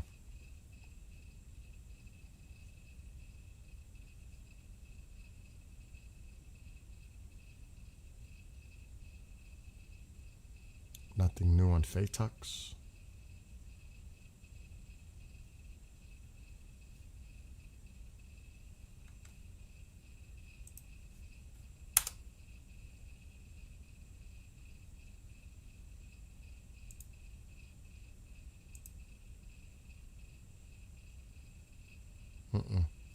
Live feed is down. Could be a good time to say good night. Because that was the only one that was live and covering it that I seen.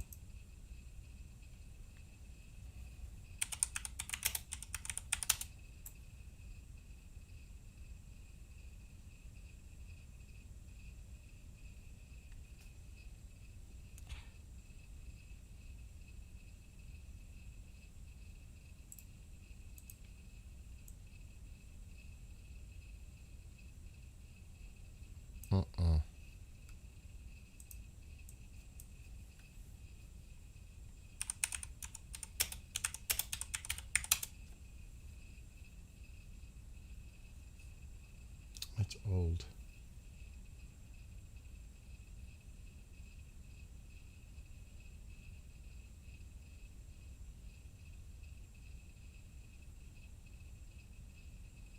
There's a lot of upcomings. for like a steak dinner.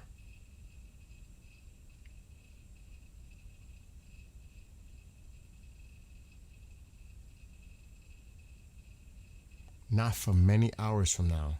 That's scheduled for 6 a.m. The banquet dinner.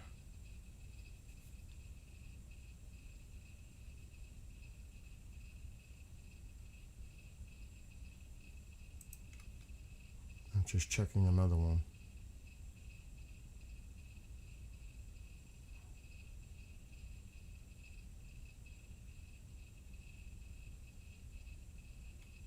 That is not live.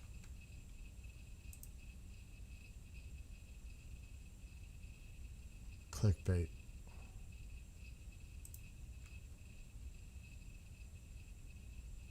Further live coverage is expected.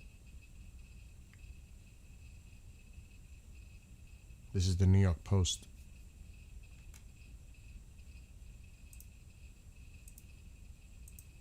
So I don't think we're going to see anything in the immediate.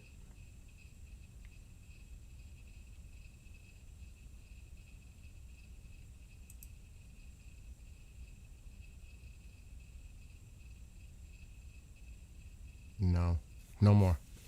All right. You guys are talking about some cray things in there. I don't know what the hell happened between Chantal and Lewis. It's like, call Dr. Ruth or something. Or get a room. The two of you. What the hell is going on with you two? Oh my gosh. All right. I think it's that time. Because I don't feel like just sitting here and staying up when there's no live coverage right now. But for those and watching, keep an eye on this throughout the night if you're going to be awake. Because there will be live coverage in China soon. But I just cannot sit here and wait no more because I got to get up for the doctor in the morning. All right. With that being said, to everyone watching on Facebook, Rumble, YouTube, all of you, God bless you all. Yeah, really, call Dr. Phil. Have a great night. Be well, be blessed, be safe. And I'll see you guys tomorrow in the afternoon. And we'll catch up on everything that's happened in between from now to then. And we'll see what kind of cray tomorrow brings.